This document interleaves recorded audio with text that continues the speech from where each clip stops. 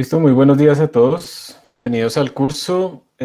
Yo siempre voy a tratar de grabar las clases. Si alguna vez se me olvida, por favor, ustedes me recuerdan, si son tan amables. Entonces, pues ya puse a grabar, ya les estoy compartiendo pantalla y vamos a empezar pues nuestra clase del día de hoy. Entonces, bienvenidos, mi nombre es William Oquendo. Yo voy a ser el profesor de este curso que ustedes se inscribieron de herramientas computacionales y el objetivo de la clase del día de hoy es sobre todo cómo dejar claras cuáles son las reglas del juego, cuáles son los temas también que vamos a ver y explicar un poco más en detalle esas posibles herramientas básicas para que podamos desarrollar el curso. ¿Listo? Ustedes por favor me confirman que están viendo mi pantalla y me escuchan bien otra vez. Sí, profe, se le escucha bien. Sí, Sí, señor. Listo, gracias. Bueno, entonces, si quieren pasemos, vamos al grano de una vez. Yo ayer les compartí, o antes de ayer les envié un email con un montón de links, instrucciones para que pudieran como ir preparando cosas para la clase. Y entre esas estaba también como un enlace a las presentaciones, pero ese enlace estaba desactualizado porque Google hizo unos cambios en septiembre de los permisos. Yo ayer les escribí en el Classroom, aquí hasta ayer les escribí en el Classroom una dirección actualizada. Entonces algunos de ustedes me han estado pidiendo como acceso a ese link que les compartí, pero pues ya digamos que este está actualizado y la idea es que, primero que todo, la primera pregunta es, ¿hay alguien aquí a quien no le haya llegado la notificación de esta publicación que yo hice? Entonces, si quieren, levanten la mano. Eso, entonces, digamos, Edgar, la primera hipótesis que puedo tener de por qué pasó eso es que yo lo envié y luego tú te inscribiste o algo así, o no habías aceptado la invitación en el Classroom. Si no es así, si tú ya la aceptaste desde hace rato, desde que yo los inscribí, entonces hay que revisar si tú tienes apagadas las notificaciones. Yo entiendo que ustedes a veces apagan notificaciones para que no les lleguen tantos chats, pero las de Classroom las tienen que tener activas porque por ahí vamos a hablar. ¿Listo? Entonces revísalo y me cuentas a ver si de pronto pudo haber algún otro problema ahí. Entonces para todos, no tienen que estar pidiendo acceso a ese link de las presentaciones antiguo, simplemente vienen acá, le dan clic. Es más, para que me crean, lo voy a abrir en una sesión de incógnito. Entonces miren que no necesita autenticación ni absolutamente nada. Y les abre esta carpeta y ahí entran acá a presentaciones. Y pues aquí están como las presentaciones básicas. Esto puede ir cambiando, estos números no tienen nada que ver con la semana ni nada de eso. Esto puede ir modificándose a lo largo del semestre y va a ir modificándose con nuevas cosas o quitando cosas. Entonces vamos a arrancar de una vez con la primera parte de la clase del día de hoy, que es hablar del programa, del syllabus. Ahí está el syllabus, lo voy a descargar y lo vamos a discutir. También aprovecho para contarles que yo, digamos, el semestre pasado estuve usando un sistema de chat anónimo. Ustedes a veces los estudiantes, no sé, no preguntan porque no solamente les da, no sé, hay muchas cosas que uno como estudiante piensa que son tontas. Uno como profesor les dice que es tonto no preguntar y todo eso. Pero al final pues gana la pena a los demás, gana pensar que no preparé clase y no sé nada, entonces de pronto la pregunta es tonta, pero no importa. O sea, yo de todas maneras los invito a que pregunten en cualquier momento, siéntanse tranquilos, el objetivo mío no es mostrarles que yo sé mucho, porque eso no es verdad por una parte. Sé más que ustedes porque hasta ahora van a ver el curso, pero eso no quiere decir que sepa mucho. Pero pues el objetivo es que ustedes entiendan. Y cada clase en las que a ustedes les surgen dudas y no hacen esa pregunta en ese momento, pues es tiempo que ustedes están aplazando porque igual en algún momento la tendrán que resolver y lo harán por fuera en el tiempo de su descanso, de otras clases, etcétera. El objetivo de una clase es resolver todas esas dudas y que sea enriquecedora, o sea, que realmente uno salga habiendo aprendido algo.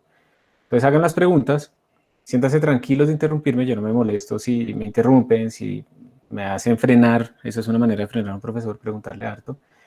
Pero pues si les da definitivamente mucha pena, entonces vamos a utilizar, cuando me acuerde, estos chats anónimos. Yo lo voy a crear, el único, pues aparece mi nombre como Okendo, porque yo sí tengo la cuenta, pero ustedes cuando respondan algo ahí, ustedes van a salir como anónimos o con un código aleatorio. Les voy a compartir esto acá. Y digamos que el único compromiso, lo único que yo les pido es pues el respeto, o sea, en el sentido de que si hay alguien ahí que dice algo que no les gusta, pues pueden argumentar, pero nada de groserías, nada de insultos, nada de ese tipo de cosas. En general, de 100 veces que he utilizado este chat anónimo, solamente tuve problemas una vez.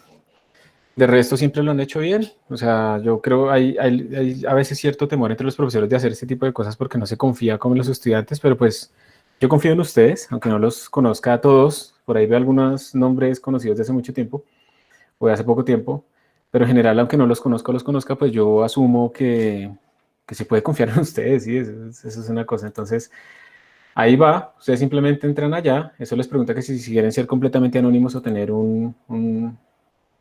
como un número aleatorio. Y pues yo aquí les puedo hacer preguntas, ustedes pueden también preguntar, pueden responderse directamente. Si están apoyando una pregunta, pues pueden ponerle un like como para yo dar cuenta que son varias personas que están afectadas por esa misma pregunta. Y pueden responder ustedes aquí mismo cuando yo les respondo a la pregunta, ustedes pueden decir aquí si sí o si no les quedó claro o algo así. Entonces ahí les puse un saludo por si ustedes también quieren escribir y saludar ahí. Y si quieren hagan la prueba para que observen que aquí sale, es un código completamente aleatorio. ¿Sí ven? Entonces al usuario 677, ni idea quién es, ¿ok? Y entonces ahí va saliendo. Pueden responder, hacer un reply y ese tipo de cosas. Vamos a utilizar este mecanismo también para que ustedes se puedan manifestar y como les digo, preguntar, porque pues esa es la idea. Ustedes están llenos de dudas o se van a llenar de dudas y entonces aquí podemos responder y se quitan la presión de la pena, de lo que sea. O sea, hay muchas posibles causas. Entonces, entonces, tranquilos, ahí pueden hacerlo sin ningún problema, ¿ok? Bien, entonces volvamos al... Tengo muerta mi máquina. Volvamos aquí al syllabus. Entonces aquí está el PDF. La idea, a ver, les cuento. Este curso lo propuso otro profesor hace mucho tiempo, creo que el profesor Frank Fonseca fue el que lo propuso hace un tiempo. Y ha tenido muchas mutaciones, depende de quién lo dicta, depende del grupo que esté activo, depende de los contenidos de ese profesor. Por ejemplo, cuando le dicta el profesor Ricardo Mezquita, dicta es como física computacional con Python, por ejemplo. Cuando lo dicta el profesor Frank Fonseca, él ha cambiado, él utilizaba a veces matemática, eso yo no estoy muy coordinado, pero lo último que supe era que como que utilizaba Octave y dictaba también como, sí, se podría decir que son como unos rudimentos de física computacional utilizando Octave. ¿Listo? Entonces esas son ese tipo de herramientas computacionales. Yo lo tomé más literal, así como les gusta decir a los jóvenes de hoy en día literal. Entonces yo lo tomé más literal y lo tomo como herramientas computacionales. O sea, ¿qué necesita aprender un físico que vaya a trabajar, no sé, así no sea para toda la vida, pero al menos durante un tiempo, en el área de la física computacional? Y de pronto escalarlo un poco más allá, no solamente a que sepa programar un poco bien, que se supone que ustedes ya todos saben programar, sino que sepa programar en alto desempeño. Entonces, este curso va orientado hacia allá y son literalmente herramientas computacionales. ¿Listo? Entonces, esas herramientas computacionales acá va a ser básicamente una programación avanzada, pero no tanto en técnicas de programación, en cómo programo así las estructuras de datos, sino cómo hago que mis programas sean correctos, cómo me aseguro que se mantengan correctos, cómo me aseguro que sean rápidos, cómo mido en qué parte del programa debería meter la mano para que sea más rápido. Y finalmente, cómo hago para que yo pueda programar en paralelo y pueda entonces escalar mis códigos no solamente a una máquina con muchos núcleos, sino a muchas máquinas con muchos núcleos. Actualmente, en este momento está ocurriendo una conferencia de computación de alto desempeño en Latinoamérica, se llama Carla, y en Carla han puesto varios tutoriales y varias charlas previas y posteriores, y ayer precisamente hubo una charla sobre el estado del High Performance Computing en Latinoamérica, y es súper triste, o sea, si quitamos a Brasil, básicamente la suma de toda la posible computación de alto rendimiento en todo el resto de países de Latinoamérica que no sea Brasil, bueno, de Sudamérica, que no sea Brasil, no corresponde sino como al 0,01% en el mundo. ¿Sí? Entonces estamos supremamente atrás, o sea, en capacidad de cómputo estamos supremamente atrás. Y había una pregunta que se hacía ahí alguien y era, ¿y por qué la gente, pues, sabiendo que con la computación de alto rendimiento podemos hacer mejor investigación, y es lo que hacen los países avanzados? Y por eso es que ellos dominan la lista del top 500 de clústeres y supermáquinas en computación en el mundo, porque digamos, no hay como físicos, químicos, biólogos peleando por tener acceso a esto. Y bueno, hay varias razones, ¿no? Primero, pues que cuando solo esperamos donaciones, entonces esas donaciones pues también van alineadas con los intereses de quien dona. O sea, a nosotros nos van a donar un computador que nos permita competir y ganarle a Europa, a China, a Estados Unidos. Entonces siempre va a ser algo que es bueno para nosotros, es mucho más de lo que tenemos. Cualquier cosa siempre es infinitamente mayor que cero, pero eh, digamos que tampoco va a ser lo mejor de lo mejor. Eso por una parte, pero pues eso es lo que estamos acostumbrados a recibir y ya. Y realmente por la escasez de recursos no podemos hacer más. Y hay otros factores, pero hay otro y es que la gente no está formada en computación de alto rendimiento. Entonces, ¿yo cómo voy a pedir algo que ni siquiera sé que existe o que creo que pues eso solo es del primer mundo? Pero ¿cómo vamos a llegar al primer mundo si pues aceptamos que solamente podemos hacer cosas del tercer mundo? Entonces hace falta formación y uno de los objetivos también es mostrarles a ustedes lo que se puede hacer ya mismo con lo que saben programar en C o C++, ya mismo que se puede hacer, pero también un poquito más. ¿Qué podríamos hacer nosotros para escalar un poquito más?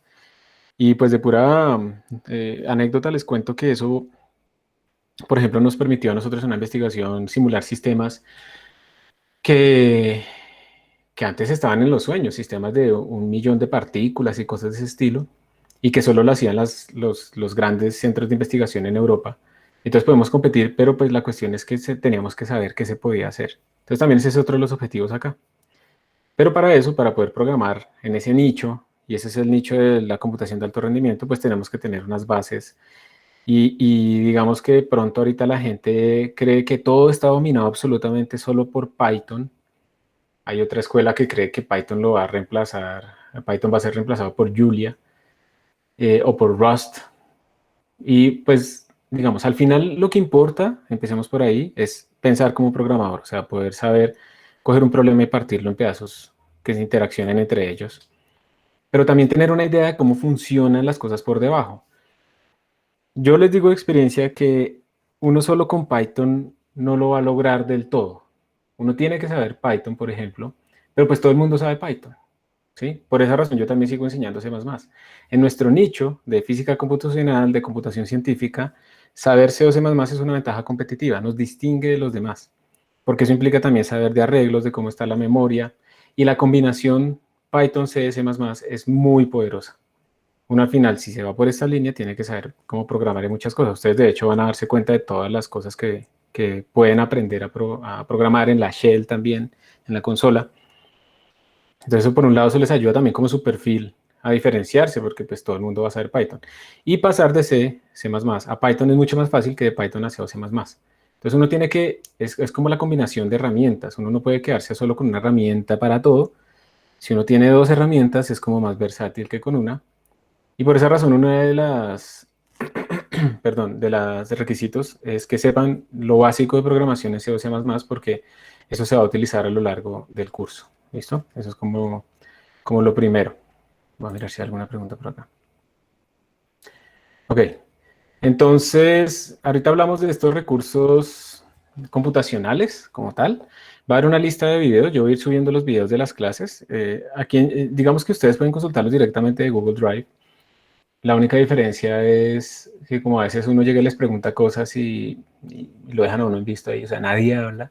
Entonces esas pausas en los videos son como muy feas para alguien que vaya a ver el video. Entonces yo simplemente lo que hago es descargar este video, quitarle esas pausas de más de 4 segundos automáticamente y subirlo a YouTube. Entonces si quieren lo pueden consultar de Drive, lo pueden consultar acá con menos pausas, ¿sí?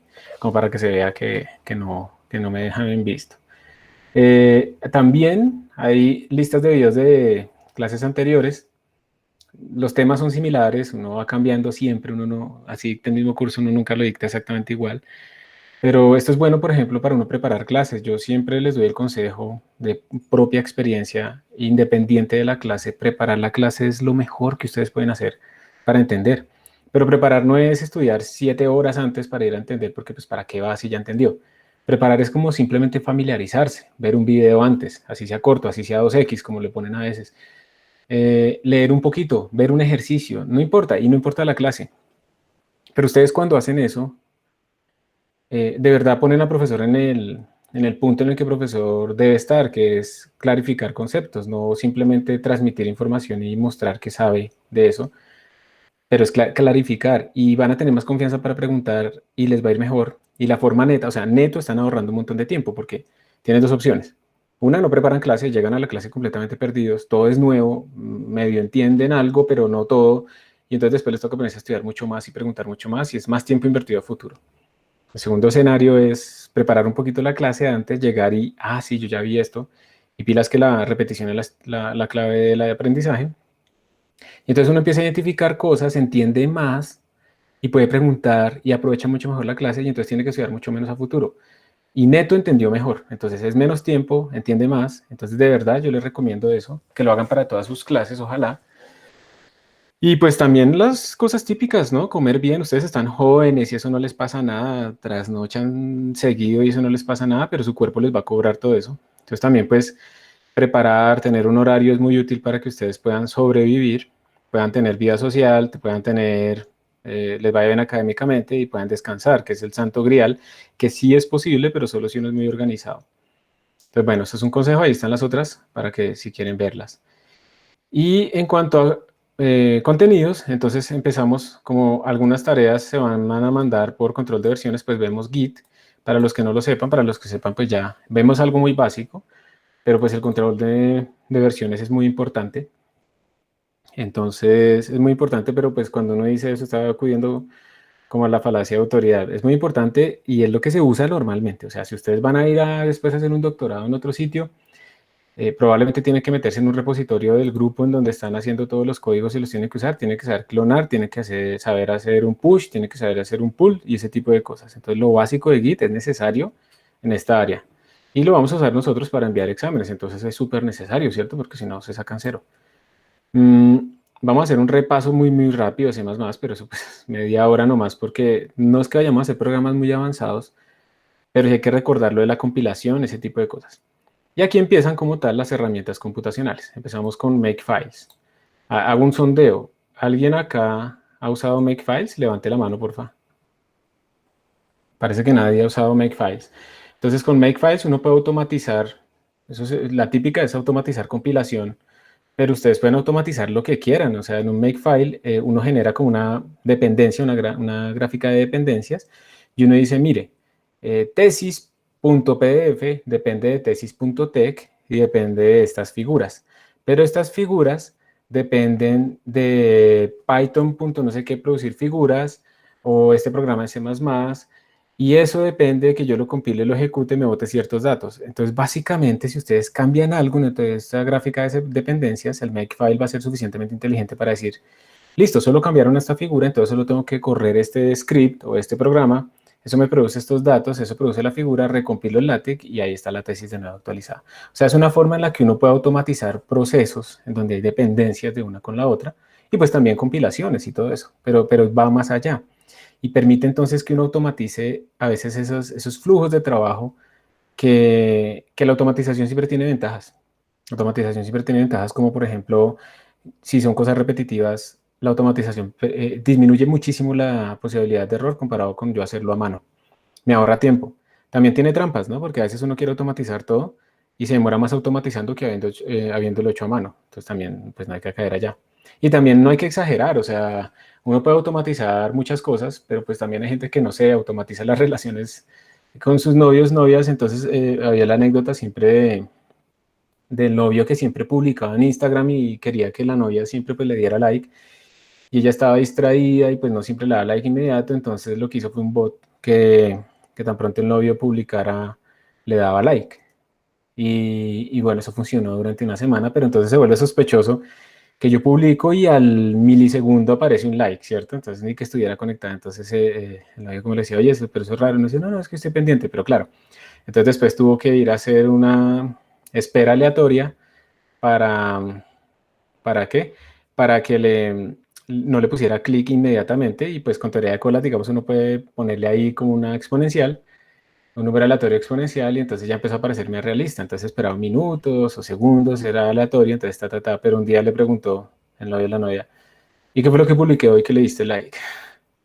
Y la corchó. Entonces la siguiente versión de la automatización de esta relación fue que el boot le ponía un like con una espera aleatoria, pero además le mandaba un screenshot a ella rápidamente de qué era lo que había publicado. Entonces, bueno, yo creo que ahí realmente uno lo que tiene que decirles, venga, no, si la necesidad de esas relaciones que yo le dé like inmediatamente, pues estamos mal y eso no quiero, pero pues para que vean que no lo puede llevar hasta allá, ¿sí? Entonces, los makefiles hacen parte de toda esa parte de la automatización, son agnósticos de lenguaje, entonces sirven para Python, LaTeX, lo que sea, y son una documentación de las tareas que yo estoy realizando. Entonces me permite a mí ver qué depende de qué y cómo fue que yo lo pensé al inicio, y esa documentación implícita es muy útil a futuro. Luego vemos algunas cosas de errores, esto se toca muy poquito a veces en el curso de programación, pero pues digamos que es muy importante tenerlo en cuenta ya porque la gente a veces cree que en un computador uno está haciendo matemáticas y eso no es verdad. Entonces les voy a hacer unas preguntas. Les pregunto en este momento, ¿cuántos números reales hay entre 0 y 1 en matemáticas como tal? Infinitos. Infinitos, ¿sí? O Aleph, las personas que saben de eso, pero pues digamos que son infinitos. Digamos que si yo quisiera representar los números reales entre 0 y 1 en mi computador, ¿cuánta memoria? Pues también infinita, pero no se puede. Exactamente. Entonces, solo por el hecho de que nosotros tengamos memoria finita en nuestras máquinas, por mucho que tengan 8 gigabytes o 16 gigabytes o 1 terabyte de memoria RAM, no van a poder representar todos los números reales. Empecemos por ahí. Entonces se debe definir un estándar de números reales. Ese estándar de números reales implica o indica cómo se representan los números. ¿Qué pasa cuando yo represento un número más grande de lo que yo debería representar o más pequeño de lo que yo puedo representar?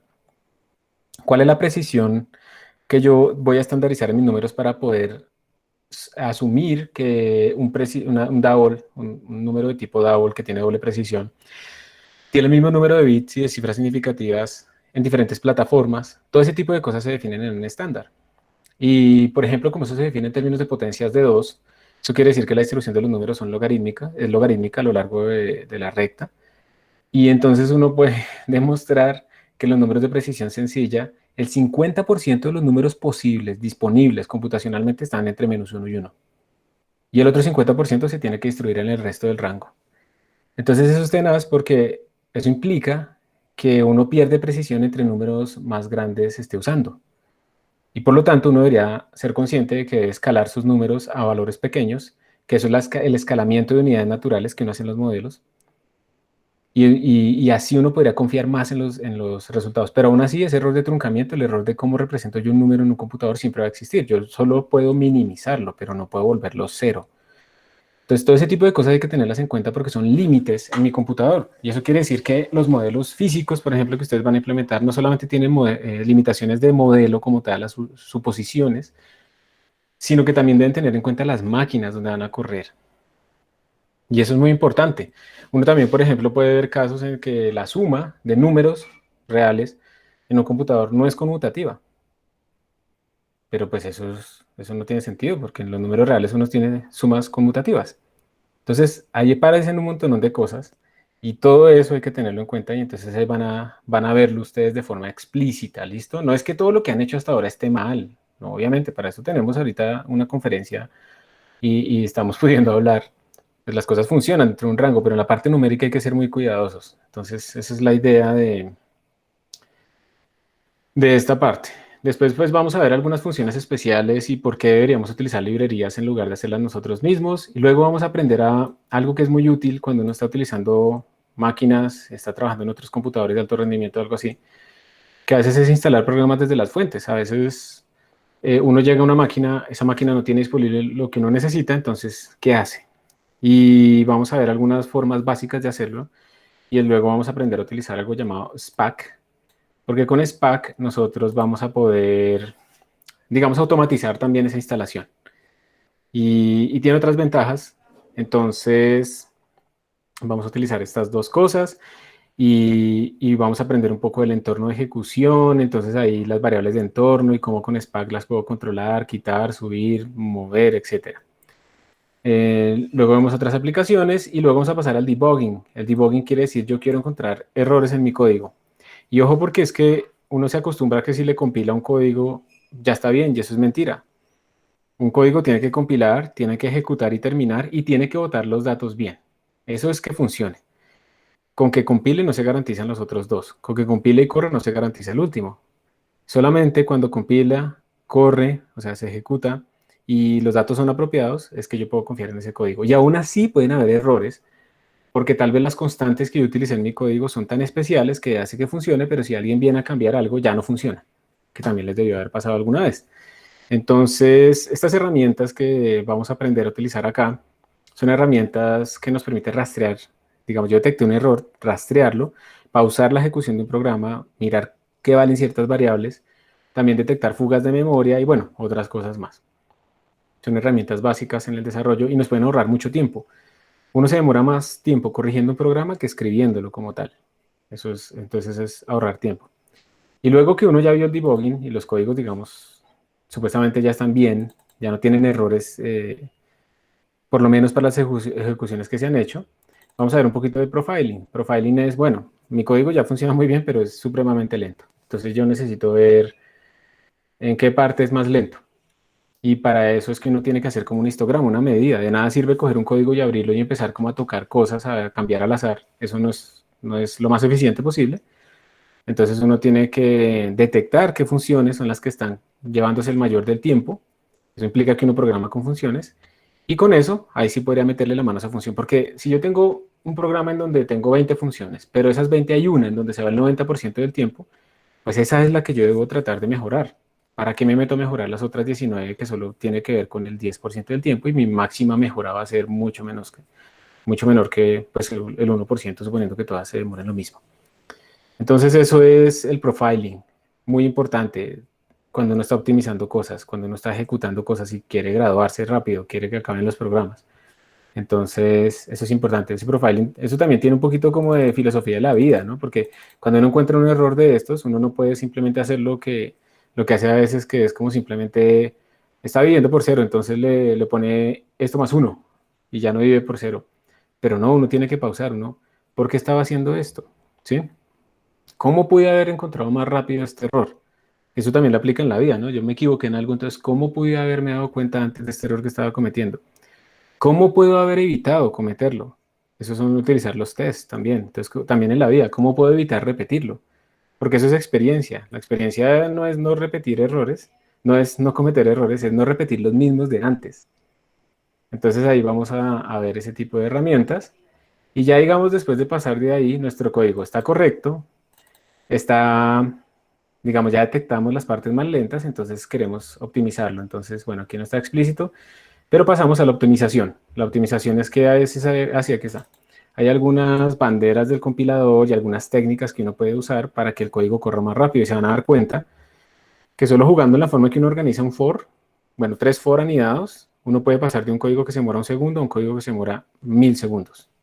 Que ya escalándolo es un código que se demora un día a un código que se demora 1000 días. Entonces, esto es importante. ¿Bien? Y todo eso depende de cómo uno está manejando la memoria.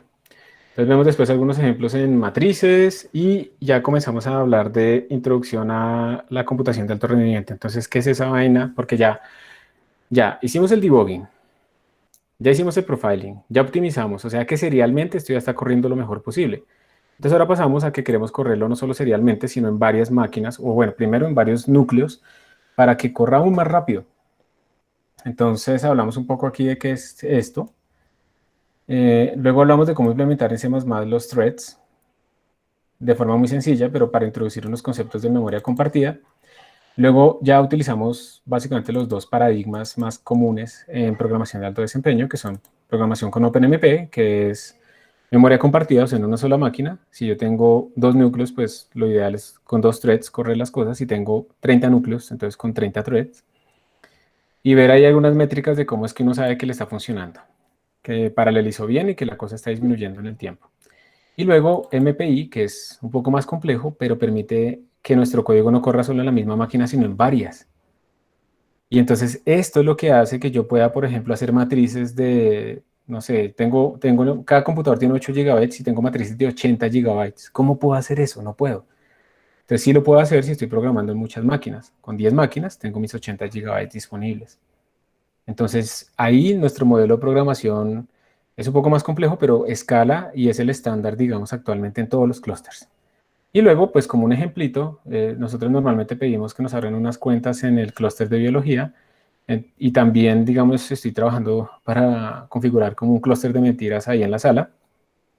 Entonces vamos a aprender un poquito de cómo mandar trabajos utilizando un manejador de recursos como Slurm, porque en el de biología creo que tienen OpenGrid o una vaina así, Gridson Engine creo que se llamaba, pero Slurm es el que yo he visto que utilizan en la mayoría de los clústeres, por lo menos en los que yo he trabajado. Entonces, pues es como para aprender un poco qué es eso, o sea, qué significa, por qué es importante y cómo será la sintaxis. Cada vez que ustedes vayan a salir, si alguno sale a hacer un doctorado en un centro de computación o tiene que simular cosas en Alemania, en Europa, en Estados Unidos, lo que sea, probablemente se enfrente a un clúster y probablemente tenga que correr cosas con Slurm. Entonces es bueno que ya tenga eso.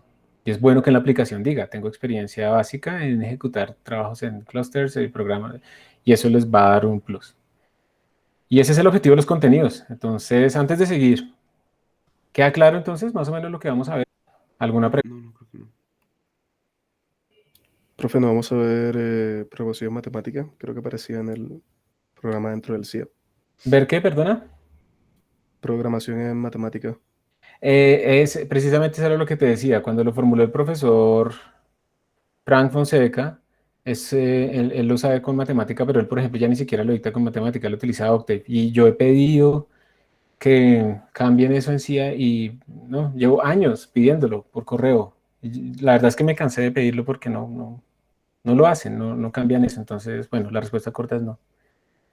No, digamos que como te estoy diciendo, esto está orientado a que programemos en alto desempeño y a que al final ustedes pudieran correr en varias máquinas.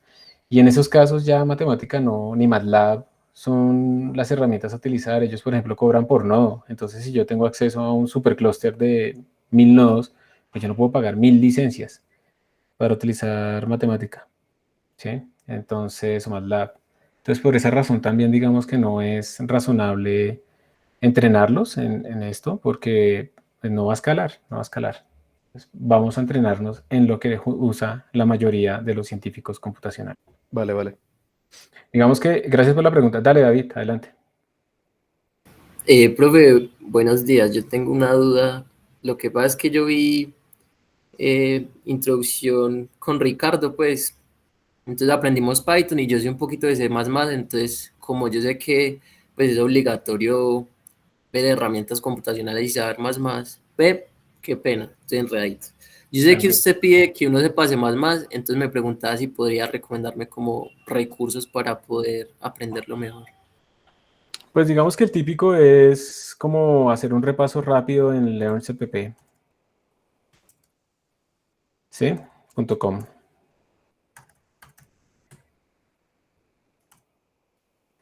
Ese es, digamos, como el típico, pero no, pero digamos C++ es una cosa gigantesca. Yo los conceptos que necesito que ustedes sepan son los conceptos básicamente de funciones, arreglos primitivos, entonces como eso de la dirección de memoria, ¿se acuerdan? Que uno decía, el arreglo empieza en tal sitio, entonces esto es un puntero. Eso es importante para MPI. Y, y pues ya que sepan compilar, digamos que eso suena muy cortico y eso uno podría aprenderlo rápido. Eso implica que, pues que no tiene que saber todo el C++ o tenerlo completamente dominado, es imposible realmente. Pero por ejemplo aquí no vamos a utilizar polimorfismo, no vamos a utilizar templates, por ejemplo, ¿sí? No vamos a utilizar esas cosas avanzadas porque es que eso no favorece la programación a gran escala. Esas niveles de indirección. Entonces, si tú ya te estás familiarizado con C++ y además programaste con Python, o sea, ya sabes programar. De pronto puede hacer que cuando hagamos debugging tú digas, uy, pero esas funciones tan raras que están escritas en C, pero eso es normal. Yo cuando digo esos cursos nos botan códigos en Fortran, yo digo, pero yo no sé programar en Fortran, pero uno más o menos por encima puede entender la estructura. Entonces, los ejercicios, digamos, yo creo que los más que se complicarían son cuando uno les dice, miren, corrijan este código. Y ese código, por ejemplo, tiene variables que no están inicializadas, tienen un arreglo, entonces, pero los índices están saliéndose hacia la izquierda o hacia la derecha. Digamos que uno no tiene que ser un programador súper avesado en C++ para ver que esos son errores. Entonces, digamos que yo creo que no habría ningún problema, ¿sí? Y el objetivo, digamos, de mostrarles el sílabus y mostrarles cómo hacia dónde es que va uno, es justificar precisamente esa necesidad. Ah, listo, profe, muchas gracias. Listo.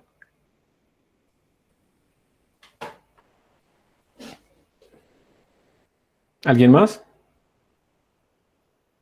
Pues, profe, una pregunta, ¿será que eventualmente utilizaremos cositas básicas de programación orientada a objetos o algo así? Pues probablemente, o sea, de hecho, pues digamos van a haber dos proyectos, uno intermedio, ya lo vamos a hablar, y uno final, y pues tú realmente puedes utilizar ahí lo que quieras, eso es completamente libre.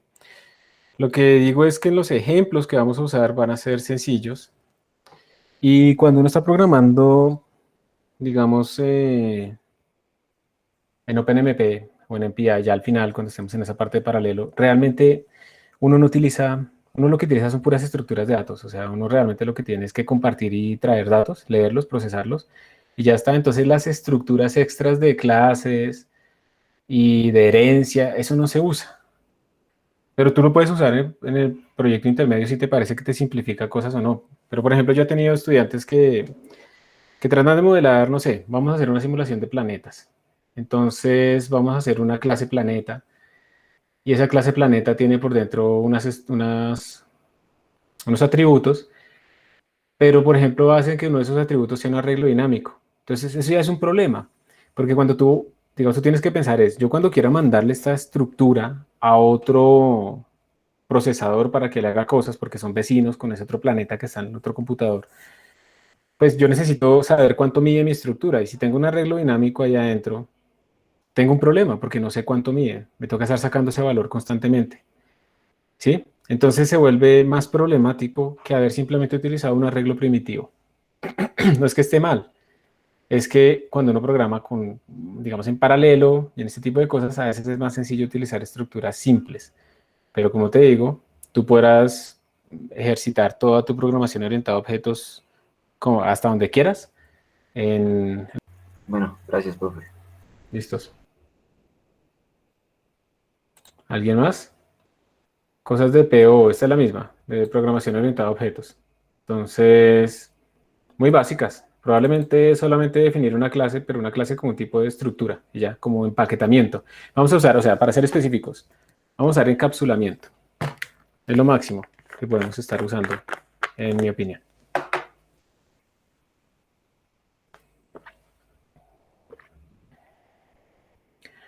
¿Más preguntas? ¿Qué editor de código vamos a estar usando? Señor, ¿Qué editor o entorno de desarrollo vamos a usar? realmente el que quieran. Realmente es el que quieran ustedes para programar. Lo que pasa es que algunas veces, por ejemplo, cuando entremos a un computador remoto o al clúster, tenemos que editar cosas remotas en consola. Entonces, para eso es bueno que ustedes se familiaricen con algún editor que también funcione en consola. Para esos casos, ya al final, como V, como Emacs, como Nano, ¿sí me entiendes? A menos que tú si utilizas Visual Code y puedas con Visual Code conectarte remotamente a una máquina y editar cosas que están en la máquina remota utilizando Visual Code, que eso debería pasar, yo creo que sí. Entonces también lo podrías usar. Yo no tengo ninguna exigencia respecto a eso, o sea, eso es completamente libre. Uno tiene que utilizar las cosas en las que se siente cómodo y se siente productivo, eso es. Pero si tú, digamos, quieres aprender otros editores, pues puedes intentar, pero no hay ninguna regla. Yo voy a utilizar Emacs, pero no hay ninguna regla ni obligación. Y una pregunta. Ayer yo tengo una máquina donde tengo montada una distro de Linux y ayer estaba intentando entrar a lo que usted mandó del acceso remoto a la sala de computación. ¿Podría explicar un poco más acerca de eso? Ese es el objetivo de la segunda parte de la clase, entonces sí, ya vamos para allá. Ok. Súper, sí. ¿Tenemos que usar obligatoriamente Linux? Mm, sí, o sea, al principio no, pero después van a darse cuenta que hay cosas que no van a correr en Windows. Ni siquiera en el Windows Subsystem for Linux, como por ejemplo Valgrind, como el debugger DDD, como muchas cosas que vamos a utilizar más adelante, algunos paquetes, SPAC, por ejemplo, algunos paquetes que vamos a utilizar de SPAC no van a correr ahí. Y realmente es que yo sí les cuento, o sea, no hay ningún computador en el top 400, top 300 de los supercomputadores del mundo que utilice Windows como en los clústeres. Eso utiliza absolutamente todo Linux, por eficiencia, por licencias, porque es más fácil como entorno de desarrollo desarrollar en Linux. Entonces, digamos que definitivamente, si solamente fuera para utilizar programación y ya, pues sí podrían utilizar Windows, no hay problema. Pero como vamos a hacer más cosas más allá, entonces hay cosas que no se pueden instalar simplemente en Windows. Entonces sí, toca utilizar Linux. Linux es gratis, sí es gratis, pero pues obviamente tú puedes encontrar distribuciones de Linux que cobren, pero las que usamos todas son gratis. ¿Cuál es el costo de Linux? Que si ustedes la embarran instalándolo, y eso es mi recomendación es que si no saben instalarlo y nunca lo han instalado, no lo instalen, no se pongan ahorita a formatear sus computadores, no, prohibido hacer eso. El costo es pues que uno tiene que saber qué está haciendo, pero pues nosotros tenemos servidores en Linux que duran fácilmente un año encendido sin ningún problema. Y vayan y mantengan ustedes un computador en Windows encendido durante un año. A ver cómo les va el uso de memoria completamente razonable y cosas de ese estilo, ¿sí? Exacto, imagínese uno mandando a correr en el clúster top 2 del mundo y que se va a actualizar y no lo deja ni siquiera apagarlo ni matar el contenedor o algo así. Entonces, no es tanto porque es que, ay, es que filosóficamente la libertad, y no es solo es eso, no solo es eso. Es que es porque es una herramienta mucho más apropiada para lo que estamos haciendo y los está preparando para lo que viene si de pronto tienen que trabajar en física computacional. O sea, no es un capricho. ¿Listo? Si no sabemos Linux, instalar Linux, entonces, ¿qué podemos hacer? Pues para eso son todas las herramientas que les envié. Vamos a irlas viendo una por una. Precisamente la máquina virtual les resuelve ese problema. Acceder a la sala les resuelve ese problema. Entonces, ahí están resueltos los problemas, no se preocupen. Precisamente para eso es que estoy preparando todas esas herramientas remotas y locales, para que no tengan que ponerse a instalar Linux. Entonces, eso es, no te preocupes, 677-784, no hay ningún problema con eso. ¿Listo?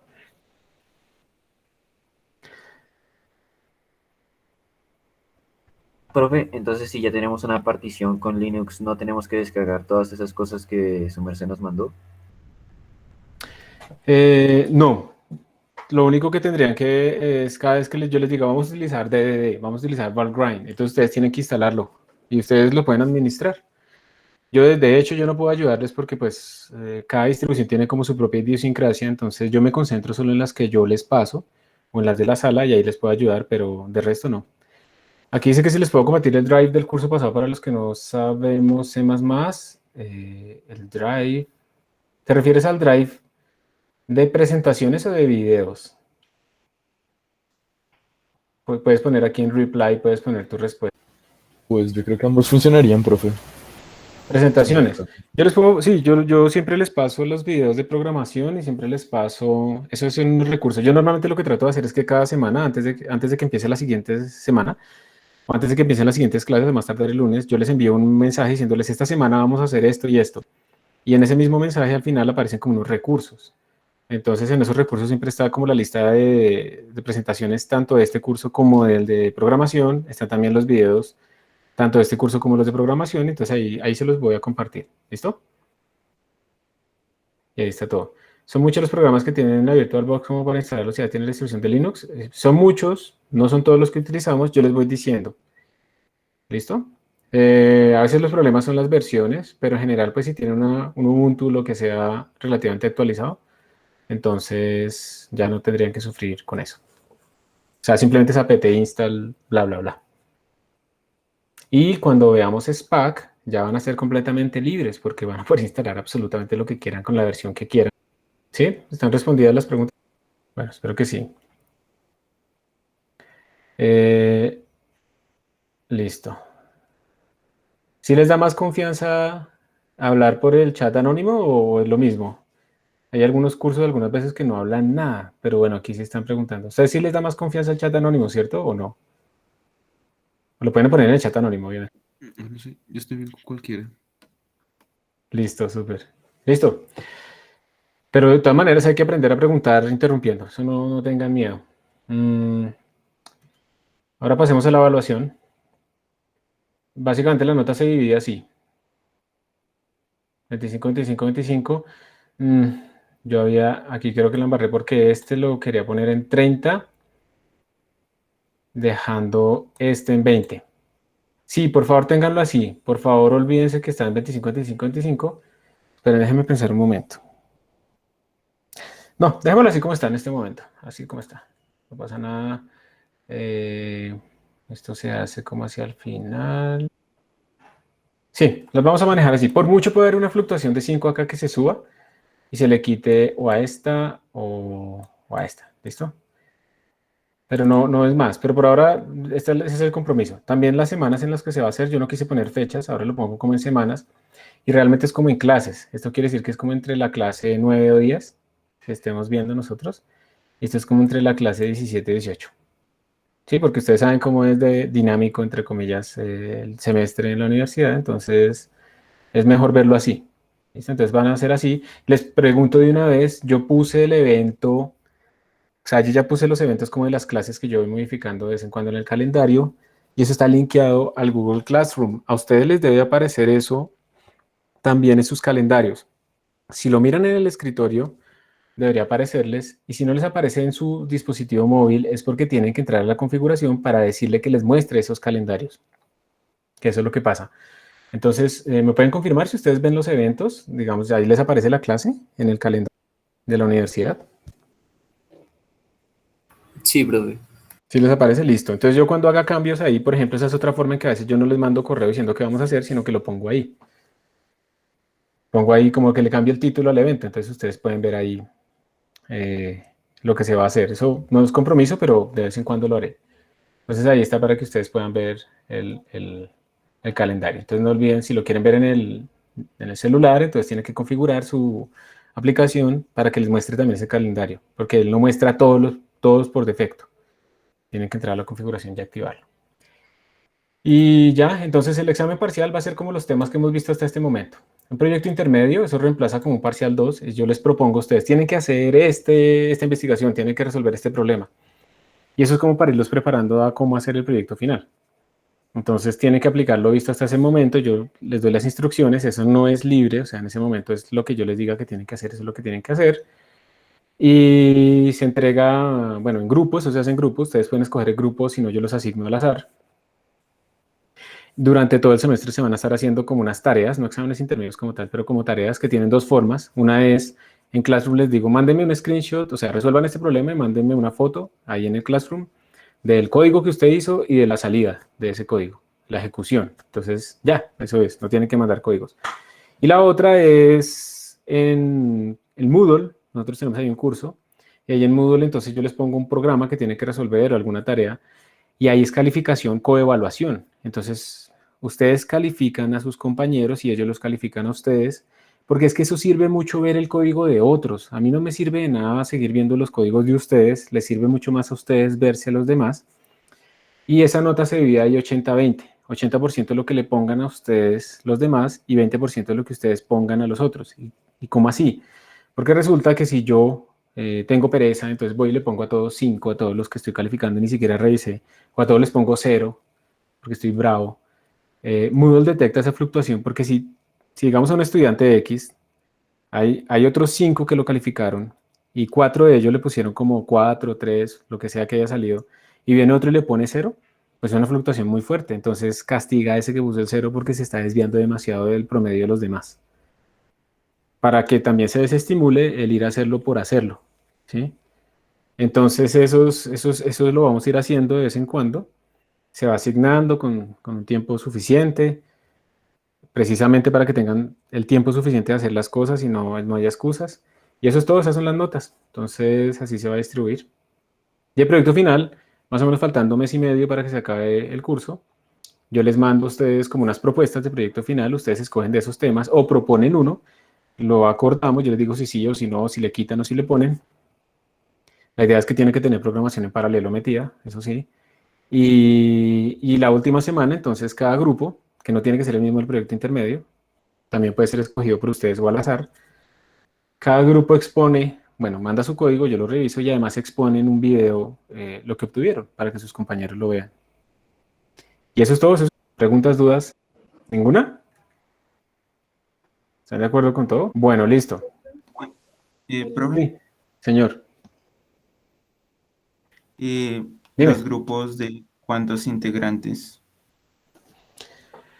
Normalmente se manejan grupos como de 4 personas. Y se me olvidó decirles que yo ahora estoy implementando lo siguiente. En los grupos no importa el número de personas, yo les mando después una encuesta. Y en esa encuesta ustedes califican el trabajo de sus compañeros en el grupo. Entonces, si ustedes consideran que tal miembro trabajó pues lo justo y bien y todo, pues 5. Pero si hay una persona remolcada que no hizo nada y se apareció el último día y como, ay, ¿qué hago? Que yo le pongo ahí la presentación o yo le cambio el título y no sé qué, pues no hizo nada. Entonces 0. ¿Sí? Está entre 0 y 5. Y la nota final que saca cada uno de ustedes está, en estos trabajos en grupo, está pesada precisamente por la nota del grupo. Entonces tienen que trabajar. Y esas notas pues son anónimas, es una encuesta anónima, pues, o sea, yo solo soy el que conozco de eso. Y así, entonces, pues si hay alguien que vaya remolcado, pues va a ser castigado y así se hace más justo con los que sí trabajaron, que de todas maneras están cansados, están trasnochando, también tienen materias, y pues no es justo que uno ande remolcando gente así a las malas. Entonces, en los grupos, se me ha olvidado decirles, aprovechando esta pregunta, también se va a evaluar la contribución al grupo y quién mejor lo sabe que ustedes mismos. Y entonces para calcular esa nota del grupo, yo lo que hago es quito la menor y saco el promedio y eso lo peso dentro de la nota final. Entonces te respondí la pregunta y les dije otra cosa, ¿listo? Vale, gracias. Ok. ¿Alguna más? Listo. Entonces, aquí abajo pues hay una bibliografía. Ustedes si quieren ahí como repasar algunas cosas, practicar Git. Hay aquí están como las referencias típicas. Entonces pueden aprender, por ejemplo, pueden repasarse más en algunos de estos cursos, así rápido o corto. Y en cuanto a la bibliografía, pues miren, o sea, hay bastantes libros, todos son buenos, pero yo me concentro principalmente en la referencia 1, la referencia 2.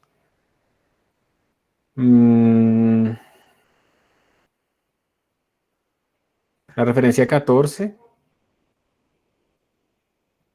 la 13, ¿cuál es la 2? Sí, no es la 1 realmente es la 13, que es el libro. Y ya, y la 19. Esas son como las que más, de donde más saco problemas y de donde más saco como tema. ¿Ok? Y bueno, aquí en que yo les pongo un montón de cosas de Emacs, por favor, no vayan a creer que es obligatorio usar Emacs, usen lo que quieran. Entonces ahora, si están de acuerdo, pasemos a la parte de las herramientas, ya que hablamos del curso y todo eso, entonces las herramientas como de uso en nuestro curso de herramientas. Bien, entonces voy a cerrar acá, que nada más preguntas. Y cuando yo les mandé a ustedes el mensaje, yo les envié este link, ¿cierto? Este link que les describe a ustedes como varias herramientas computacionales locales y remotas que ustedes pueden utilizar. ¿Está bien?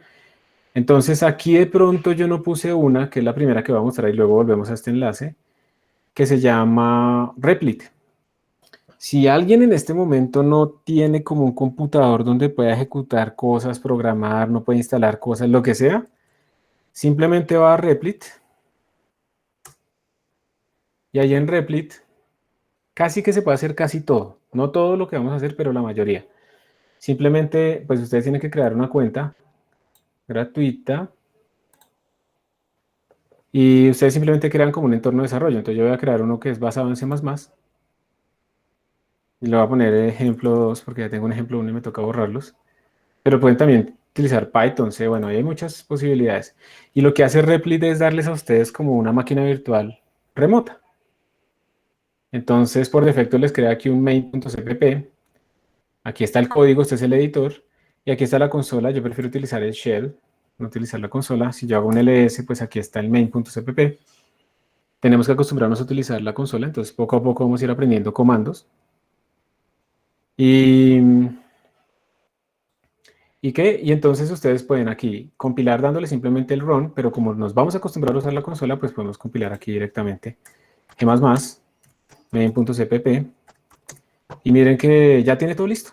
Entonces, para los que decían que no tenían Linux, ahí está disponible Linux directamente. Eso me generó una .out, aquí apareció en el explorador, y yo lo puedo ejecutar, y ahí sale Hello World. Entonces está listo ahí todo. Esto sirve sobre todo para como la mitad del curso. Aquí de hecho tenemos varios procesadores, tenemos 3 procesadores disponibles, 3 threads, perdón. Tenemos también, vamos a ver cuánta memoria nos dieron. Miren, nos dieron 26 GB de memoria RAM. Entonces es una buena máquina. ¿Cuál es el problema de Replit? O sea, ¿cuál es la ventaja? Que ahí está todo. Todo en el sentido que podemos arrancar. No está absolutamente todo lo que vamos a usar, pero está la mayoría. Es fácil. O sea, simplemente abrir el Replit y ya está. Esto es persistente, entonces yo me salgo de Replit y vuelvo y todavía está ejemplo 2 con mis archivos. ¿Cuál es la desventaja? Pues que si yo tengo una red que se cae constantemente, Replit va a detectar que yo no estoy conectado y me va a reiniciar este entorno de ejecución. Entonces lo único que va a quedar guardado es lo que yo tenga guardado, o sea, los archivos que yo haya creado. El resto de cosas, el historial y todo eso se va a perder. Entonces depende de mi conexión. Y ya, ese es como el único, y que no tiene necesariamente todas las herramientas. Esto es brutal porque incluso yo puedo pintar cosas en Helloplot o en Matplotlib. Yo le puedo decir aquí plot seno de x. Y eso es impresionante porque me abre la ventana del computador virtual acá y me sale pues la ventanita ahí. Entonces es bien poderoso, ¿sí? Ese Replit. Es una máquina con la que uno puede resolver rápidamente el problema de no tener un Linux.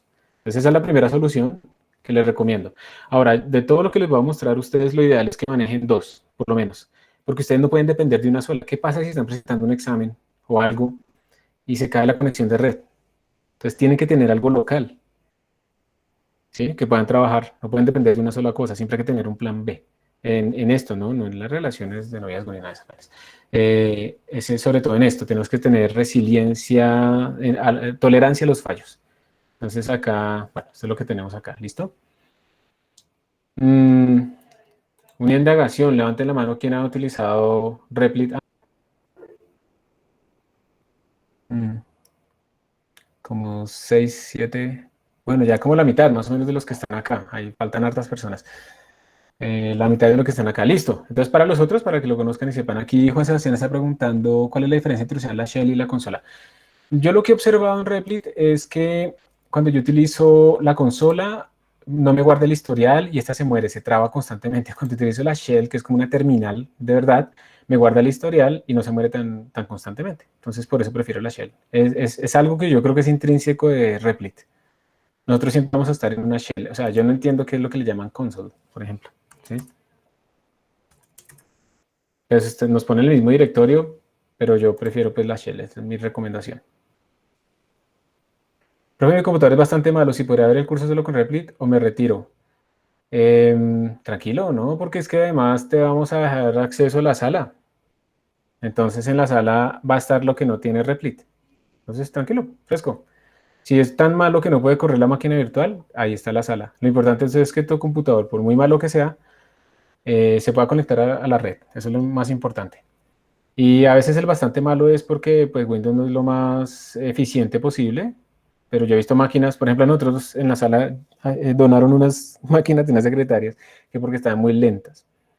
Entonces, bueno, listo, muestra a ver esas cáscaras que nos trajeron a ver cómo son. Y son computadores con 6 cores, 12 threads, con 12 GB de memoria RAM. Yo digo, ¿cómo es posible que digan que eso está lento? O sea, claramente no hay un uso eficiente por parte de Windows de los recursos y esas máquinas están allá perfecto corriendo con Linux, gastándose solamente de forma base 300 MB de memoria RAM, salvo que no abra un navegador.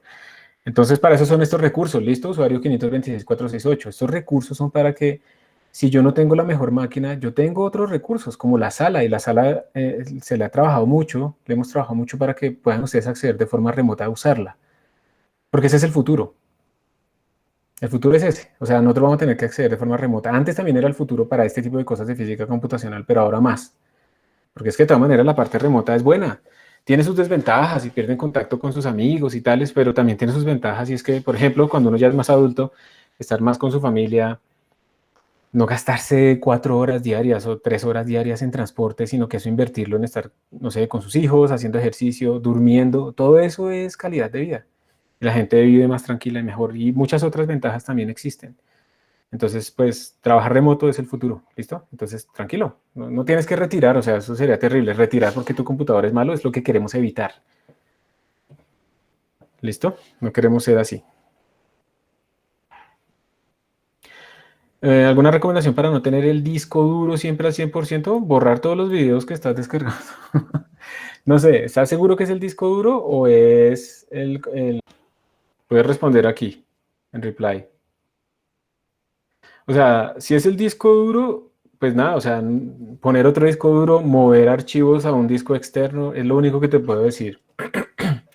Si es disco duro, o sea, eso hace también que tu computador sea lento, porque digamos que se requiere cierto espacio en el disco para unos archivos temporales que se tienen que manejar, pero no, digamos, si es disco duro como tal, tú tienes que mover datos hacia afuera. Entonces puedes utilizar, por ejemplo, el Google Drive de la universidad y no sincronizar todas las carpetas, sino solo algunas localmente, y el resto lo tienes allá y accedes a esos archivos remotamente. Pero la única que puedes hacer es sacar archivos del disco o ponerle un disco más grande a tu computador. ¿Sí? Pero en este momento, digamos, yo que te dijera que no implique costos, yo lo que haría sería subir un montón de cosas que casi no uso allá en el Google Drive y no sincronizarlas hacia mi computador. Y listo. Y ustedes de hecho deberían tener una imagen de todo su computador en el Google Drive, un backup, porque si les llega a fallar su computador o se les pierde por alguna razón o lo que sea, o lo roban, ojalá que no, pero puede pasar, pues los datos es lo que uno más sufre, es lo que uno más va a extrañar. Pues obviamente el computador también, pero al final uno dice, es que aparte de que perdí mi computador, perdí la tesis. Y eso es terrible, yo no entiendo cómo en este momento todavía hay gente que le pasa eso. O sea, yo conozco gente que está en maestría y se le pierde el computador y no, es que yo tenía la tesis ahí. Yo decía, pero ¿cómo es posible que no tuviera un backup? ¿Sí? Teniendo un acceso a un Google Drive de 1 terabyte o lo que sea, gigantesco. Entonces, chicos, siempre tengan backup de sus datos, eso es lo más importante, esa es su vida. ¿Sí? Entonces tengan eso ahí, bueno.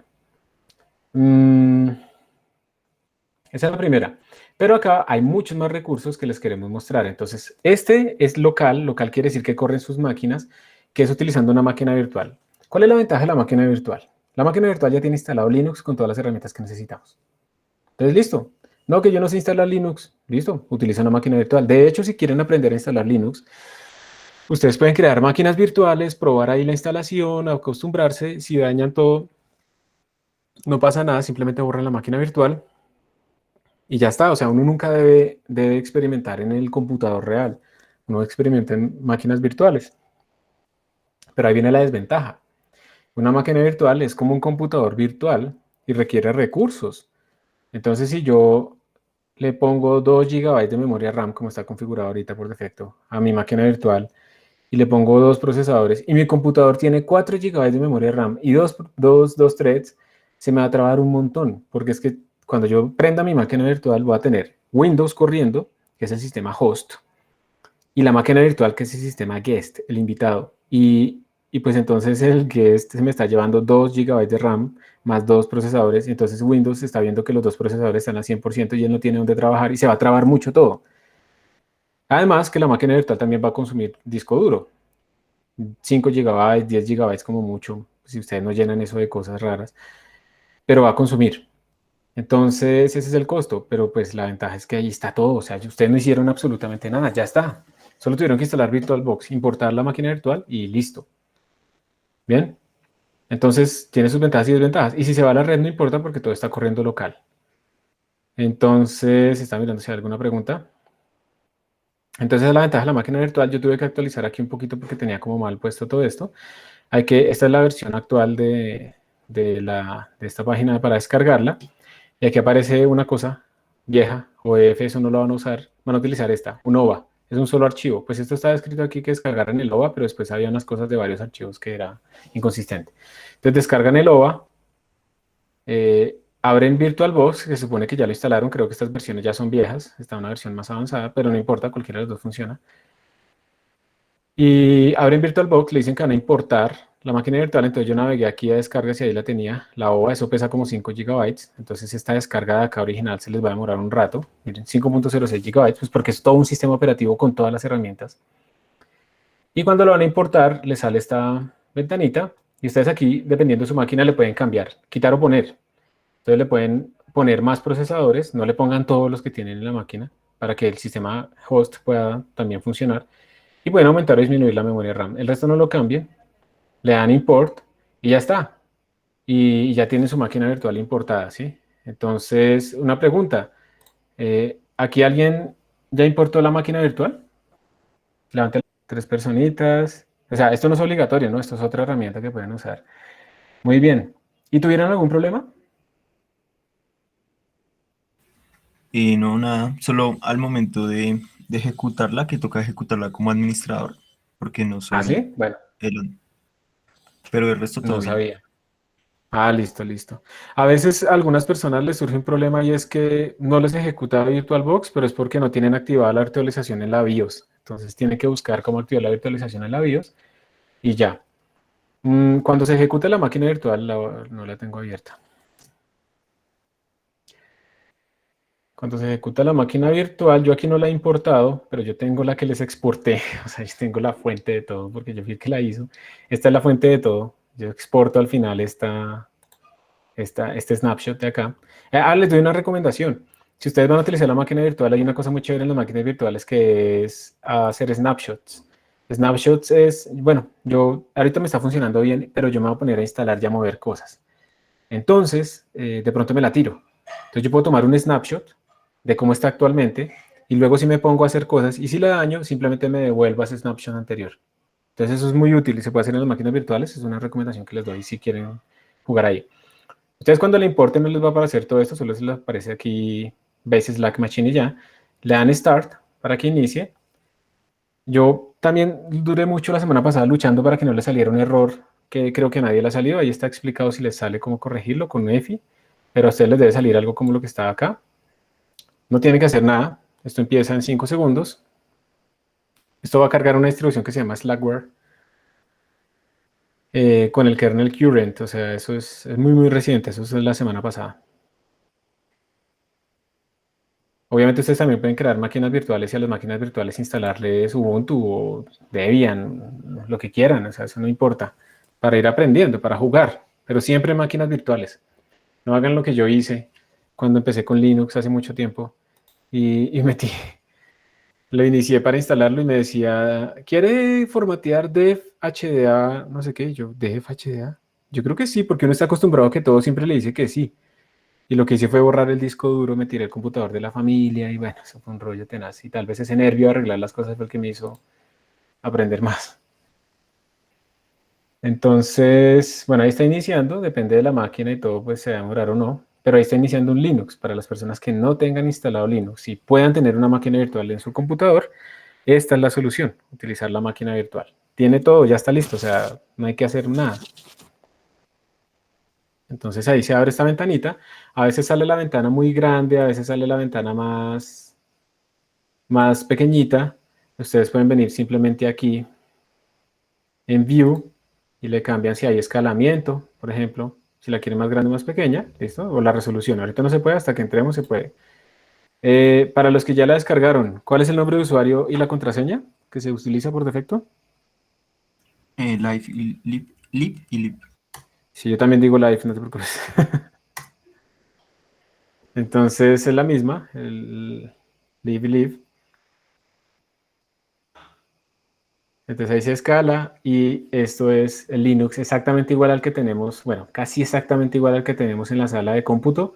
Y todo esto tiene un objetivo y es que si ustedes tienen un problema aquí en la máquina virtual, yo sí puedo ayudarles a resolverlos, que es un problema que también aparecería en la sala. En otras distribuciones pues es mucho más difícil. Voy a cambiarle un poco el escalamiento, acá lo voy a poner un poco más grande. Y pues ya, esto corre en un sistema que es bastante eficiente. Aquí estoy abriendo mi consola. Tengan en cuenta todas las aplicaciones que tengo abiertas en este momento yo. Entonces por eso mi máquina está sufriendo. Este es un computador de 2013. Ya me toca cambiarlo, pero bueno, todavía estoy evaluando la mejor posibilidad.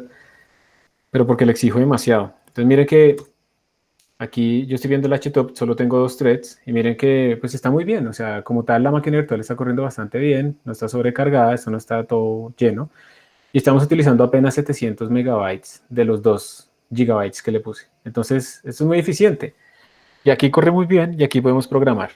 Y como les decía, esta máquina virtual pues tiene los compiladores en una versión bastante actualizada, 11.2. Tiene DDD, tiene Genoplot, tiene Python, tiene GDB, tiene todas las cosas que vamos a usar nosotros. Entonces realmente, digamos que esto le resuelve el problema de que tengan Windows y no tengan todo instalado. Ahí está resuelto el problema. Y tiene otra ventaja que es que si tienen problemas acá, se les presentó alguna cosa que no funciona, yo puedo reproducir ese error y corregirlo para todos con una nueva máquina. En cambio, si ustedes, no, es que yo soy hacker, entonces instalé, ¿cómo se llama? CubeOS o Kali Linux o alguna cosa así, pues se supone que te toca a ti mismo arreglar los problemas que te salgan ahí, porque yo no tengo experiencia en esas cosas, más que todo es por eso, no es porque no quiera. En parte no quiero, pero principalmente es porque no tengo experiencia, ¿sí? Entonces no es eficiente. Esta es la ventaja de la máquina virtual. Desventaja, pues que requiere recursos y que les ocupa un poco de disco. Karen pregunta, yo tengo la máquina que nos enviaste en el curso de programación de 2022, ¿es la misma? La que tú tienes está más desactualizada simplemente en algunas herramientas, en versiones de programa, ¿sí? Pero en general tiene lo mismo, o sea, como tal las herramientas yo creo que están iguales, no sé en ese momento si yo instalé SPAC o algo así. Yo lo que te recomendaría, Karen, sinceramente, es borrar esa e instalar esta y ya. A menos que tengas cosas allá importantes, entonces pues sacarlas y así borrarla. Pues como para que estemos en la misma, ¿listo? Yo no me acuerdo qué diferencias pudo haber, pero probablemente yo aquí en esta máquina he configurado cosas nuevas que ya no me acuerdo. Entonces de pronto haya cositas que sean útiles. Entonces yo la verdad te recomendaría matar la otra, eso es lo bueno de las máquinas virtuales, y traer esta, ¿listo? Esa será mi recomendación. Y pueden aquí también navegar, aquí también ustedes pueden navegar, abren el navegador, obviamente el consumo de memoria se va a disparar, los navegadores siempre consumen mucha más memoria.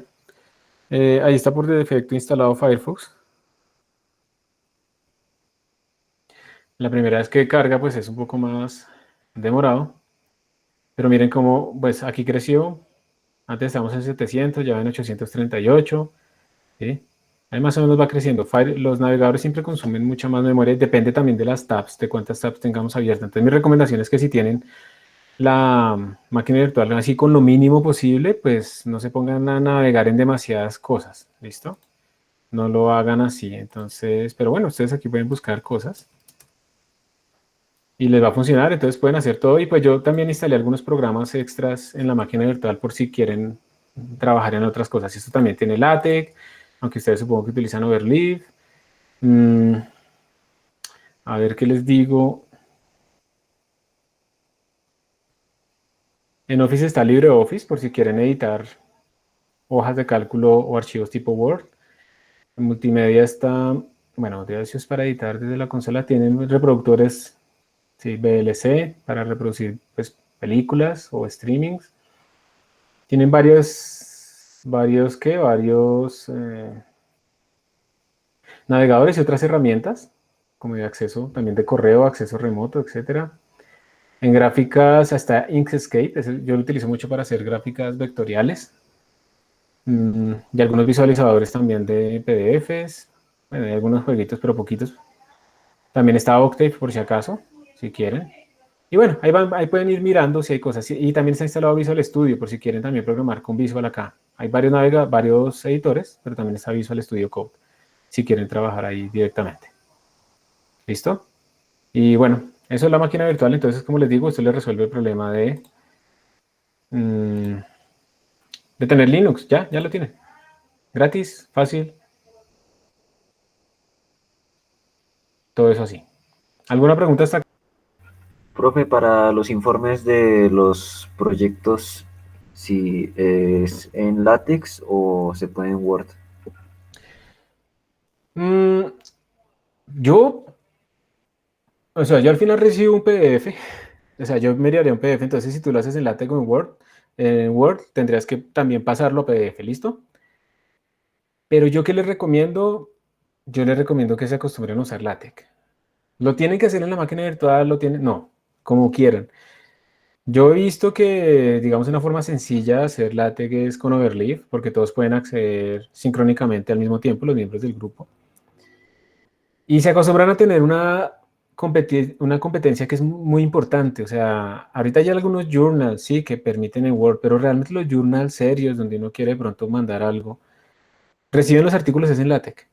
Yo creo que también está mal la obsesión con LaTeX a veces, que en la que yo pasé también, todos pasamos como por esas etapas y toca al final como rehabilitarse un poco. Entonces que uno hace hasta los pósters en LaTeX y todo en LaTeX y la hoja de vida en LaTeX y todo en LaTeX, pues tampoco. O sea, yo creo que también hay que saber utilizar otras herramientas y por ejemplo si va a hacer un póster, de pronto PowerPoint de pronto es la herramienta porque es que un póster es algo visual.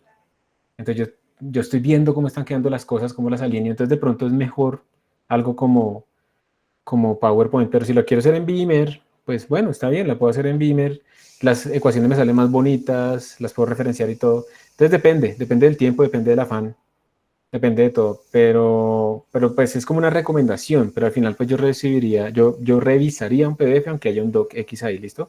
Pero es mi recomendación. Incluso si no te gusta LaTeX, pues practicarlo porque de todas maneras hay que saberlo, ¿listo? Pero digamos que yo no pondría un requisito en ese aspecto, pues más requisitos estarían sobre la parte de la programación. ¿Está bien? ¿Sí, de acuerdo o no? De acuerdo, profe. Gracias. Listo, perdón, voy a tomar un poquito de agua. Bueno, voy a mirar si aquí hay alguna otra pregunta. No. Entonces esa era la otra posible herramienta. De nuevo recuerden que esto es voluntario. Escojan lo que quieran. Lo que pasa es que esto tiene que quedar listo ya. Ustedes no pueden, entonces, ay, profe, es que yo todavía tengo Windows y yo no sé qué hacer. No, eso ya tiene que estar resuelto. Ya tienen que haber probado al menos 2 herramientas y empezarlas a usar. ¿Está bien?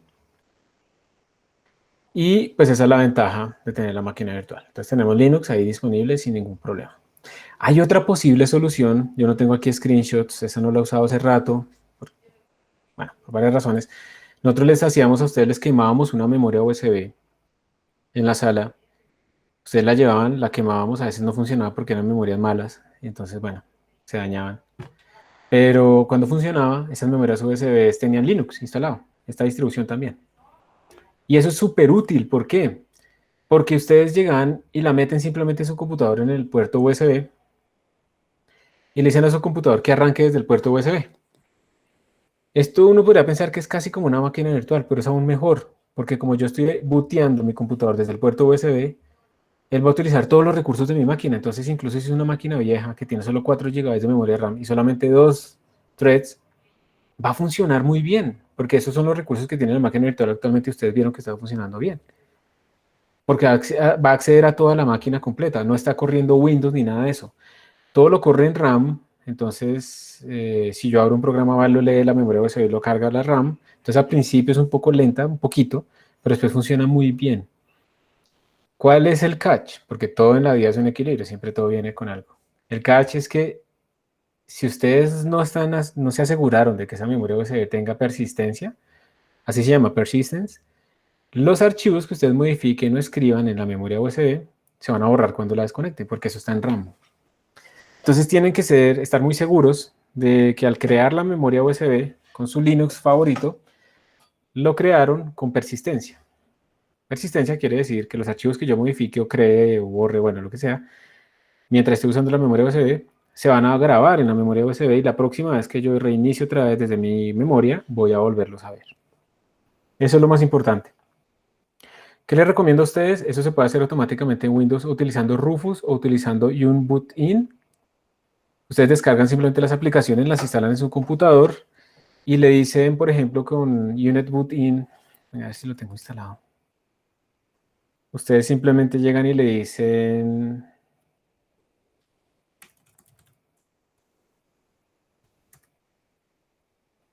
que quieren crear una memoria USB con persistencia. Déjenme ver.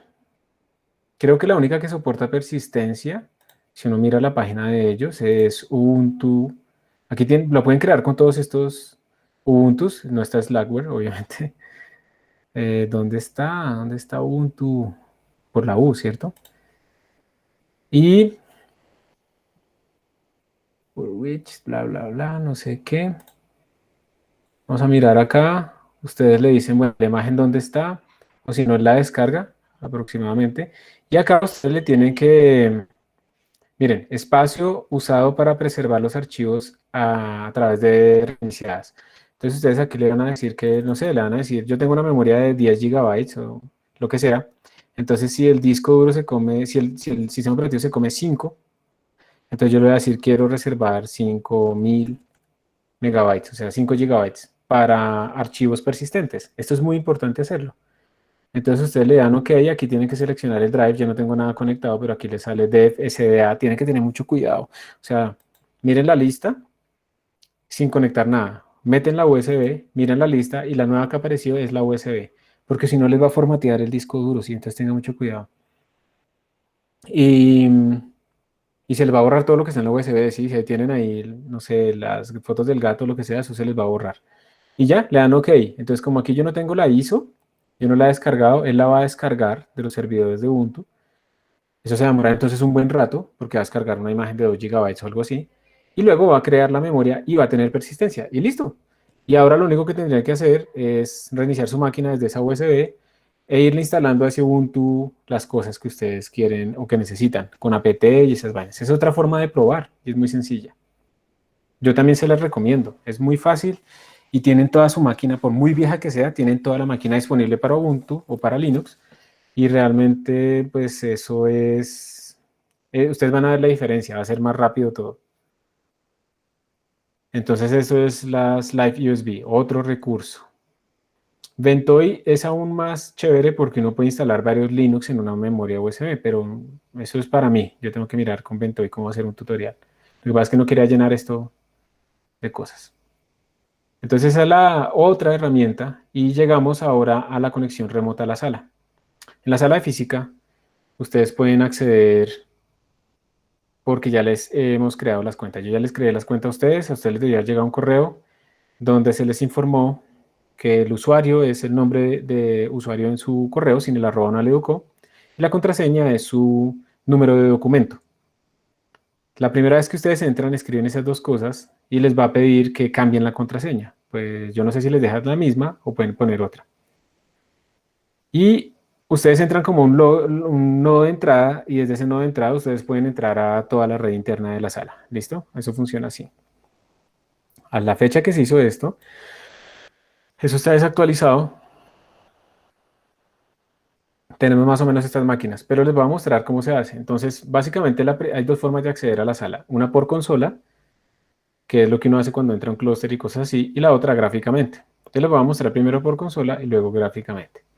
Por consola utilizamos SSH. SSH es el Secure Shell.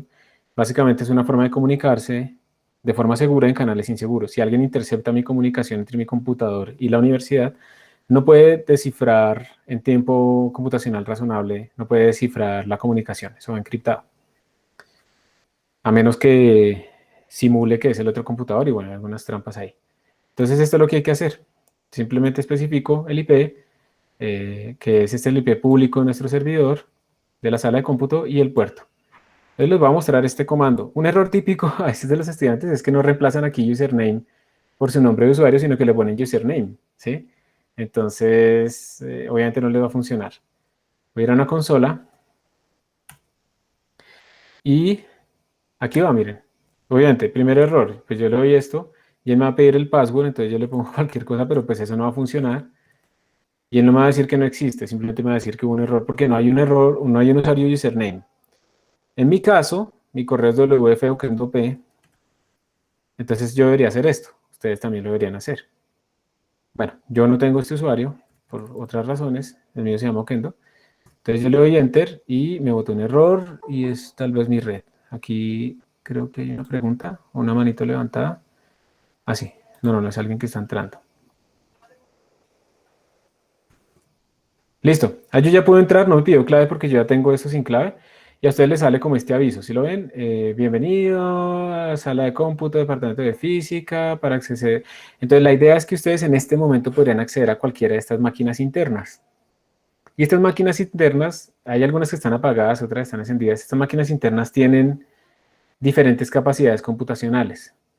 Ahí tenemos varias máquinas con 12 threads, con 6 cores y 12 threads. Tenemos 8 máquinas, tenemos aquí todas estas máquinas con 8 threads, esas con 6, etcétera, etcétera, ¿listo? Entonces, si ustedes quieren entrar a una de ellas, pues, digamos, vamos a entrar a la de 12 threads. Entonces, yo simplemente tendría que hacer esto, SSH, ya es interno, 168.176, perdón, punto 10.21, no, perdón, 37, digamos. No tienen que hacer nada más, no tienen que poner puerto ni nada porque ya su usuario existe en todas estas máquinas y ya el puerto por defecto también está definido. Solo hacen esto, entonces yo ya entré, a usted les va a pedir la clave. Y miren que si yo hago aquí un htop, observen que ya tengo acceso directo a una máquina con 12 núcleos, con 12 threads de correr y bueno, tienes apenas 7.52 GB de RAM, pues apenas, pero pues está bien. Pero tengo mucho cálculo computacional. Y ustedes ya tienen sus cuentas y ya cuando ustedes entran pues van a tener ahí unos archivos y ya pues todo más o menos les va a funcionar. Entonces ya estoy metido en esa máquina, si no estoy seguro de dónde estoy, entonces yo puedo preguntarle cuál es el IP y aquí me está diciendo que estoy en la máquina con IP 37. Y me salgo con control D o con exit y ya estoy otra vez en el servidor. Y si quiero volver a ver esa lista de computadores disponibles, pues ahí está. Son todos estos. Entonces me puedo meter, obviamente pues la idea es que ustedes se metan a computadores donde no haya casi nadie o poca gente, porque todo el mundo se lanza a estos de 12 o a los de 8, ¿cierto? Pero pues cuando yo vendo mucha gente, pues al final se vuelven lentos, entonces uno va mirando, pero pues tampoco es meterse a estos viejos. Pero eso también es una cosa increíble de Linux, o sea, tenemos computadores que tienen apenas 2 threads y ahí están corriendo, lentos, pero corren y funcionan y cuando se necesita, pues ahí está, se puede utilizar como una máquina. Creo que estos ya están para ser desechados, ya se van a sacar. Pero son computadores, es que en la sala, digamos, nosotros reciclamos mucha máquina. En la última administración se han comprado muchos más equipos y eso es muy impresionante y se agradece el resto. Pero ahí es como un reciclaje y hemos tenido equipos que llevaban 10 años, 11 años y se han muerto literalmente así como de viejos. O sea, pegan como un pitido y ya, y se muere la fuente y sale un humo y ya, se murió, ¿sí? De viejos. Pero eso nunca lo podríamos hacer en Windows, o sea, tener esas máquinas ahí corriendo, eso sería muy, muy raro, muy complicado de hacer. Ese es el acceso remoto, pero sucede que muchos de ustedes no tienen consolas porque utilizan Windows. Entonces aquí se les explica cómo podrían tener ustedes consolas en Windows. Hay dos maneras, una utilizando un add-on, una extensión en Google Chrome. Yo no sé por qué no en Firefox también, me toca revisar, también en Firefox tiene que haber. Y hay otras instalando programas como tal, como Kitty, Putty o WinSSH, cualquiera de ellas. Google está por allá hablando solo. Entonces, indagación. De acá, quienes intentaron entrar a la sala y les fue bien. Listo. Perfecto, listo. ¿Quiénes intentaron entrar a la sala? Julián. ¿Qué pasó, Julián? No, qué pena, levanté la mano sin querer. Listo, listo. Entonces solamente es... Profe, pero en el chat, como anónimo, si hay alguien que no ha podido, que dice que no ha podido ingresar. Ok, entonces miremos acá. Muchas gracias. Dice, en mi caso no me permite acceder a ningún computador por el SSH. Niega el permiso. Pues, pero ¿quién niega el permiso? Bueno, empecemos a preguntar. Necesito que me respondas unas preguntas. 6, 7, 7, 8, 2, 5. Primera pregunta es, ¿estás usando qué? Kitty, Putty, el add-on de Google Chrome que estás usando? Ponlo aquí en reply. Sí, ponlo aquí en reply para concentrar ahí lo que estoy abriendo Google Chrome mientras tanto. Hola, profe, qué pena. Hola. Yo me colé en la clase porque el profe Carlos nos pasó también la documentación que se había enviado. Ajá. Y también me pasa algo así cuando estoy intentando entrar por el protocolo de SSH, no me permite. En mi caso estoy utilizando tanto mi Ubuntu como la máquina virtual y en ambos casos no me permite. ¿Pero qué error te sale? Necesito saber el error. A ver, aquí el último error que me salió ahorita, cuando intenté entrar al punto 37 me pidió la contraseña varias veces y luego simplemente me dijo... Ah, pero ya entraste a la sala, estás tratando de entrar a un Sí, cliente. yo estoy entrando, tratando de entrar a uno. Por ejemplo, con el punto 37 me dice que ¿Puedes compartir pantalla? no, bueno, ya voy. Pero si quieres me vas diciendo, te dice que no, ¿qué? Ya les muestro. Mm, no sé si ella se esté viendo, sí. Aquí por ejemplo, con el punto 37, estos fueron los errores que me botó. No sé si ahí se ve bien.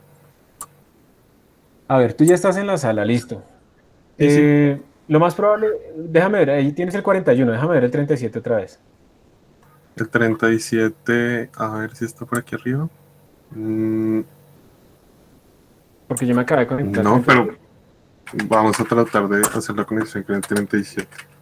Tu nombre de usuario es JD Villamil, sí, aquí te veo, listo. Entonces ahí me pides la contraseña.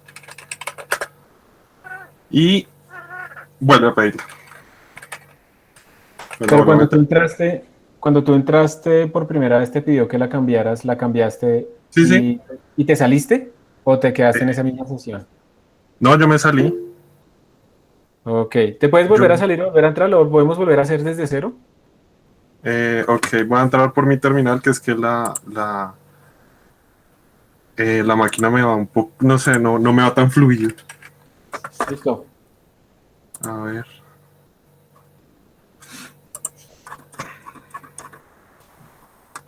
Listo. Ya hice un cambio. Voy a mirar si vuelve a salir el mismo error. Vale, Entonces abre la terminal, por favor. sí. Ya es que me da pereza copiar esto. Sí, sí, te voy a. Ese es el secreto de la productividad cuando uno va creciendo, copiar y pegar.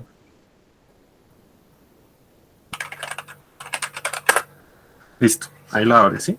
Hay un pequeño delay, entonces yo no alcanzo a ver. Listo, ahí ya entraste, muy bien. Y ahora trata de hacer otra vez el SSH al 137. Y debe estar en el historial. Mira, a ver. Ok. No, no porque está, No importa porque es historial, es de allá, pero no creo que se haya guardado por otra razón. Dale, dentro.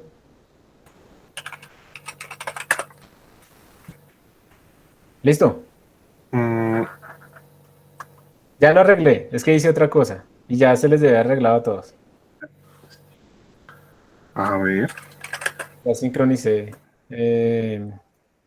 la base de mm, datos, digamos, de usuarios. Si quieres, haz /sbin/ifconfig para que confirmes que estás allá en el 37. Sbin es y la Andrés SSB. Camilo. /ifconfig. Ajá. Enter.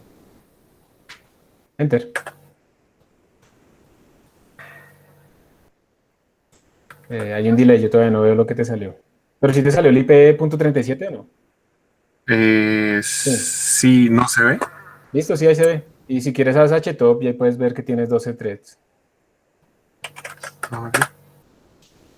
Ya, listo, ya se debió haber arreglado. Entonces, Andrés Camilo, Juan David, Jackson, Jesús, confirme por favor porque ya debería estar arreglado ese error. Ok. Listo, muy bien. Entonces, si les parece, les voy a seguir mostrando cómo sería la conexión también gráfica y volvemos a revisar errores. ¿Les parece? Listo. Listo, gracias. Ya puedes dejar de compartir si quieres. Muchas gracias. Entonces, ahora comparto yo otra vez. Por favor, las otras personas, Andrea y Juan David, Jackson, Jesús, todos probar de nuevo que sí pueden acceder sin problema ahora. Arreglado, arreglado, listo. Ahí ejecuté un comando como root para actualizar la base de datos. Era mi culpa.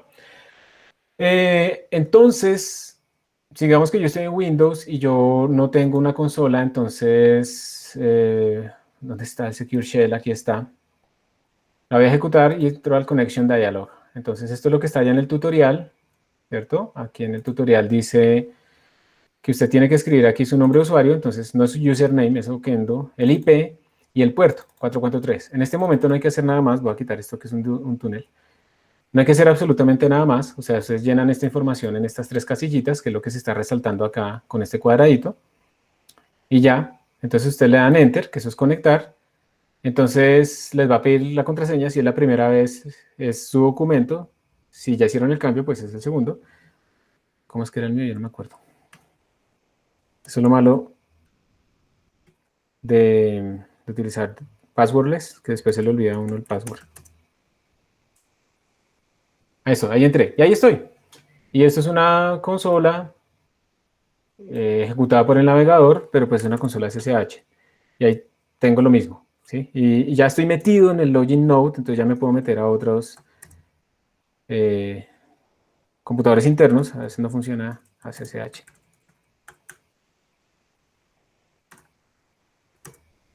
Ahí estoy metido y ahí veo que sí estoy en esa máquina y puedo ver que además, no solo estoy yo, ya se salió el otro estudiante. Eso es todo. Entonces esa es la manera en la que yo me puedo conectar de consola a utilizar esos recursos. ¿Listo? Y voy a salir. Entonces me dice que si salgo, entonces con X y ya se cerró. Y ya. Aquí hay otros tips. ¿Listo? Otros tips que se les puede decir. Bueno, con Kitty también lo pueden hacer. La consola es un poco más fea realmente, pero también se puede hacer. Entonces simplemente le dicen el IP, le dicen el puerto y le dan Enter. Entonces les va a pedir el usuario la contraseña. Y pues también van a entrar. Entonces todo eso es igual, desde Windows. Aquí se les dan unos tips. O sea, si ustedes quieren, por ejemplo, acceder directamente al computador interno .12 sin tener que entrar al login node y luego de ahí moverse al otro, pueden utilizar proxy jump como opción, pero pues esto no es obligatorio, solo si quieren, ¿listo? Entonces, no importa. También si ustedes están cansados de escribir la contraseña, entonces pueden generar una clave y luego copiarla, pero de nuevo, esto no es obligatorio, ¿listo? Yo puedo crear un túnel.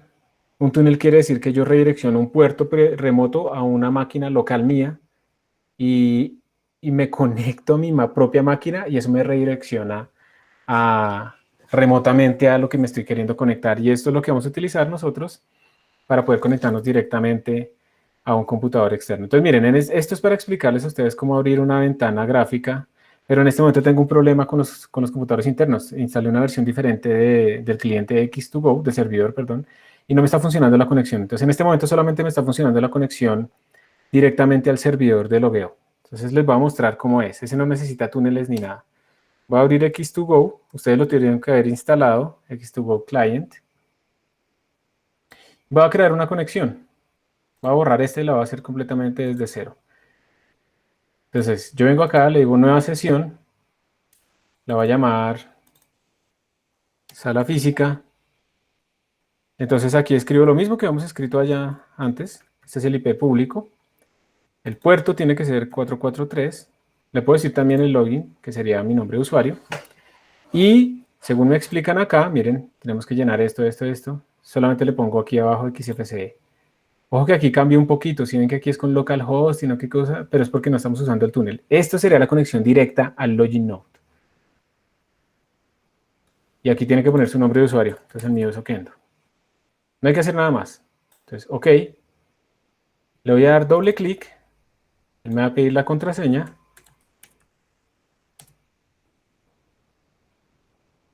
Y cruzo los dedos para que no me bote error. Estoy haciendo unos cambios. A veces se demora un poquito, depende de la negociación que haga y la red.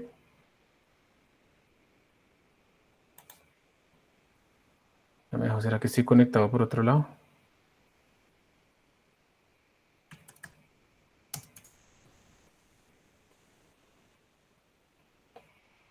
Es que ya tengo otra sesión abierta, entonces...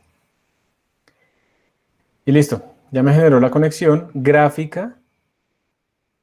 Yo voy a poner este tutorial, también lo voy a añadir como conexión directa al login node. Lo que no me gusta es que esto hace que ustedes pues, se conecten todos gráficamente al computador de entrada y lo puedan trabar. Y pues esto que está ocurriendo acá se parece a la máquina virtual, pero ojo, esto está corriendo allá. Estas ventanas que les estoy mostrando están corriendo allá en la sala de sistemas. Sí, este es el computador de entrada, ¿listo? Tengo mis propios archivos acá. Y todo lo que yo estoy ejecutando acá está corriendo realmente allá en la sala. Y miren que esto pues responde de forma nativa. Y yo puedo hacer aquí mi conexión a mi computador interno. ¿Cuál era el que estamos usando? El 37. Y ya estoy conectado al 37, pero todo es gráfico, por lo menos en el login de entrada. Y esto funciona bastante bien, ¿sí? Esto no tiene, digamos, mucho delay. Esto viene comprimido, esto es relativamente rápido. Miren, ahí salió rápido el navegador. Yo puedo ponerle ahí cosas. Pero estoy ejecutando todo en la sala. Ese es como el punto. Entonces, en este momento, no importa que no tenga Linux, puedo tener un Linux allá en la sala. Y esto lo vamos a usar mucho nosotros cuando tengamos que ejecutar cosas en paralelo y necesitemos realmente recursos como los de la sala. ¿Está bien?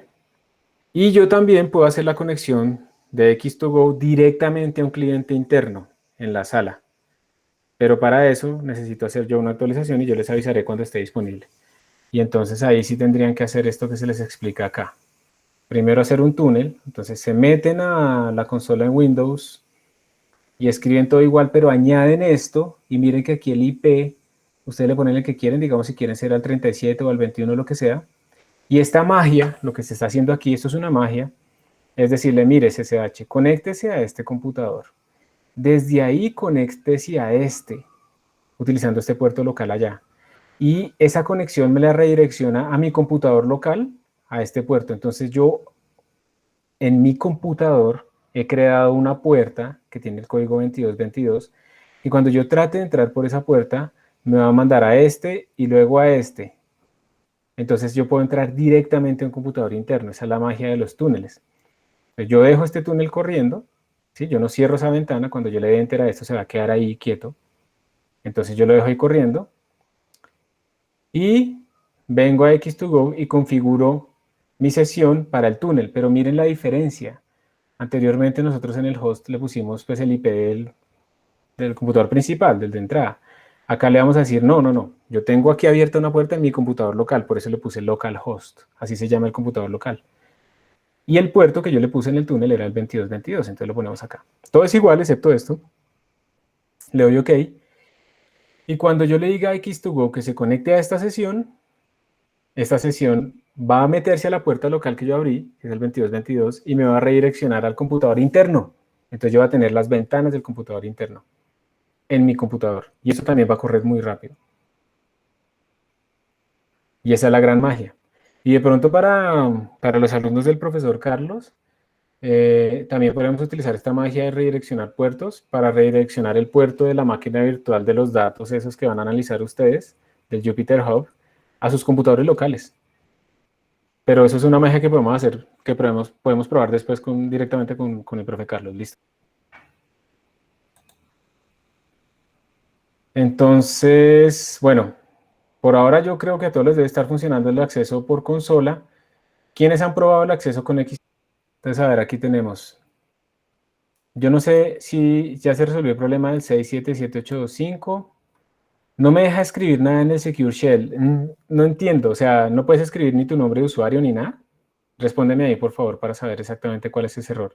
O que cuando tú escribes la contraseña no salen asteriscos, porque eso no saca asteriscos en general en algunos casos. Los equipos de la sala se pueden usar a cualquier hora. Sí, yo sé que ustedes son todos darks y hackers midnight, no sé qué cosas. Entonces, sí, en general, desde que esté prendido y no esté apagado el equipo, lo pueden usar, sí, señor. Entonces, por favor, 6777832. Exactamente a qué te refieres a que no te deja escribir nada en el Secure Shell. No te deja escribir la contraseña o literalmente es nada. Es que necesito que seas más específico. Yo aquí tengo el Secure Shell y como ya tengo unas sesiones grabadas, entonces yo tengo que venir aquí al Connection Dialog. Espero y aquí es donde yo debo escribir acá. ¿Listo? Entonces necesito que me confirme si es acá, en donde yo estoy escribiendo, si es ahí o no es ahí. Por favor, ponle aquí en reply. ¿Dónde se obtiene el número del puerto 2222? Por ejemplo, ¿en qué influye el número del puerto? No, lo que importa es que no sea reservado, tiene que ser mayor de 1024. Entonces 2222 es un puerto cualquiera. Entro, ya pasé la contraseña, ahora me pide que la cambie, pero cuando me pide la contraseña actual no hace nada. Sí, eso es normal, o sea, cuando te pide la contraseña, es que ese no hace nada, ¿qué significa? Cuando te pide la contraseña actual, si te refieres a que no hace nada, que tú escribes y no se ve nada, él sí está haciendo algo, simplemente él no está poniendo asteriscos o caracteres que indiquen que escribiste, pero él sí lo está leyendo. Lo que pasa es que hay unos sistemas que no hacen eco de lo que uno escribe. Entonces, pues presiona muchas veces el de borrar, escribe la contraseña nueva y le das Enter, porque él sí está leyendo. Que no aparezca en la pantalla unos asterisquitos cada vez que tocas la tecla, no quiere decir que no esté haciendo nada. ¿Listo? 677832. Porque me imagino que te estás refiriendo a que ya hiciste la conexión. ¿Ok? ¿Más preguntas? De todas maneras, cualquiera que tenga dudas, problemas o algo así, me puede escribir un correo, pero con foticos. ¿Listo? Me manda una fotico, un screenshot, para yo ver cómo le puedo ayudar y qué se está haciendo mal o qué puede estar pasando. Entre más información me den a mí, es más probable que yo les pueda ayudar. Ese es como el compromiso. Y bueno, con esto terminamos. Espero que les haya quedado la idea. Tiene muchas posibles herramientas. La única que no está construida en este momento, que la tendrían que hacer ustedes, es la memoria USB Live. Bueno, Live.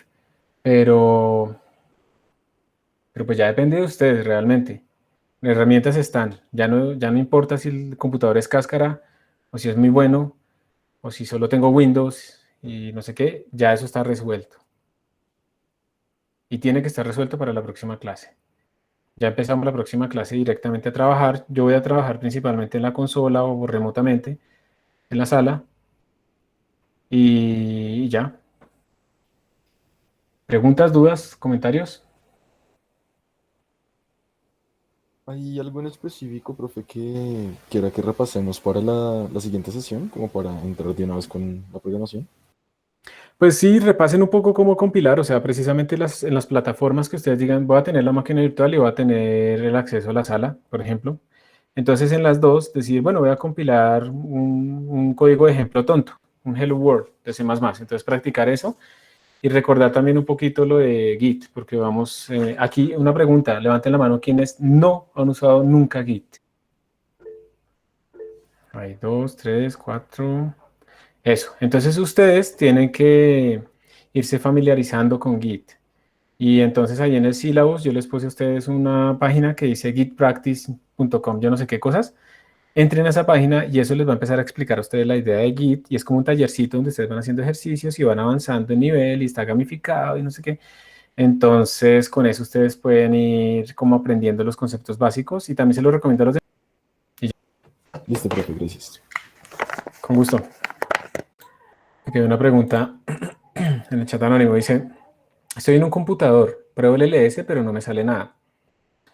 Me imagino que te refieres a que estás en un computador interno de la sala, ¿cierto? A eso te refieres y que haces LS y no sale nada, entonces quiere decir que ahí no hay nada. Si quieres probar otro comando, comando pwd. Ese comando te va a decir a ti en dónde estás, en qué directorio estás metido. Así, pwd. Que tiene que salir como home, yo no sé qué cosas, ¿listo? Aquí estoy como un usuario. Home o Kendo, te tiene que salir home. Bueno, tú.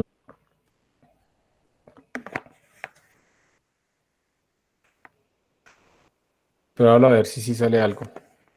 Pero simplemente que lees no te muestra nada, es que ese directorio está vacío. Listo.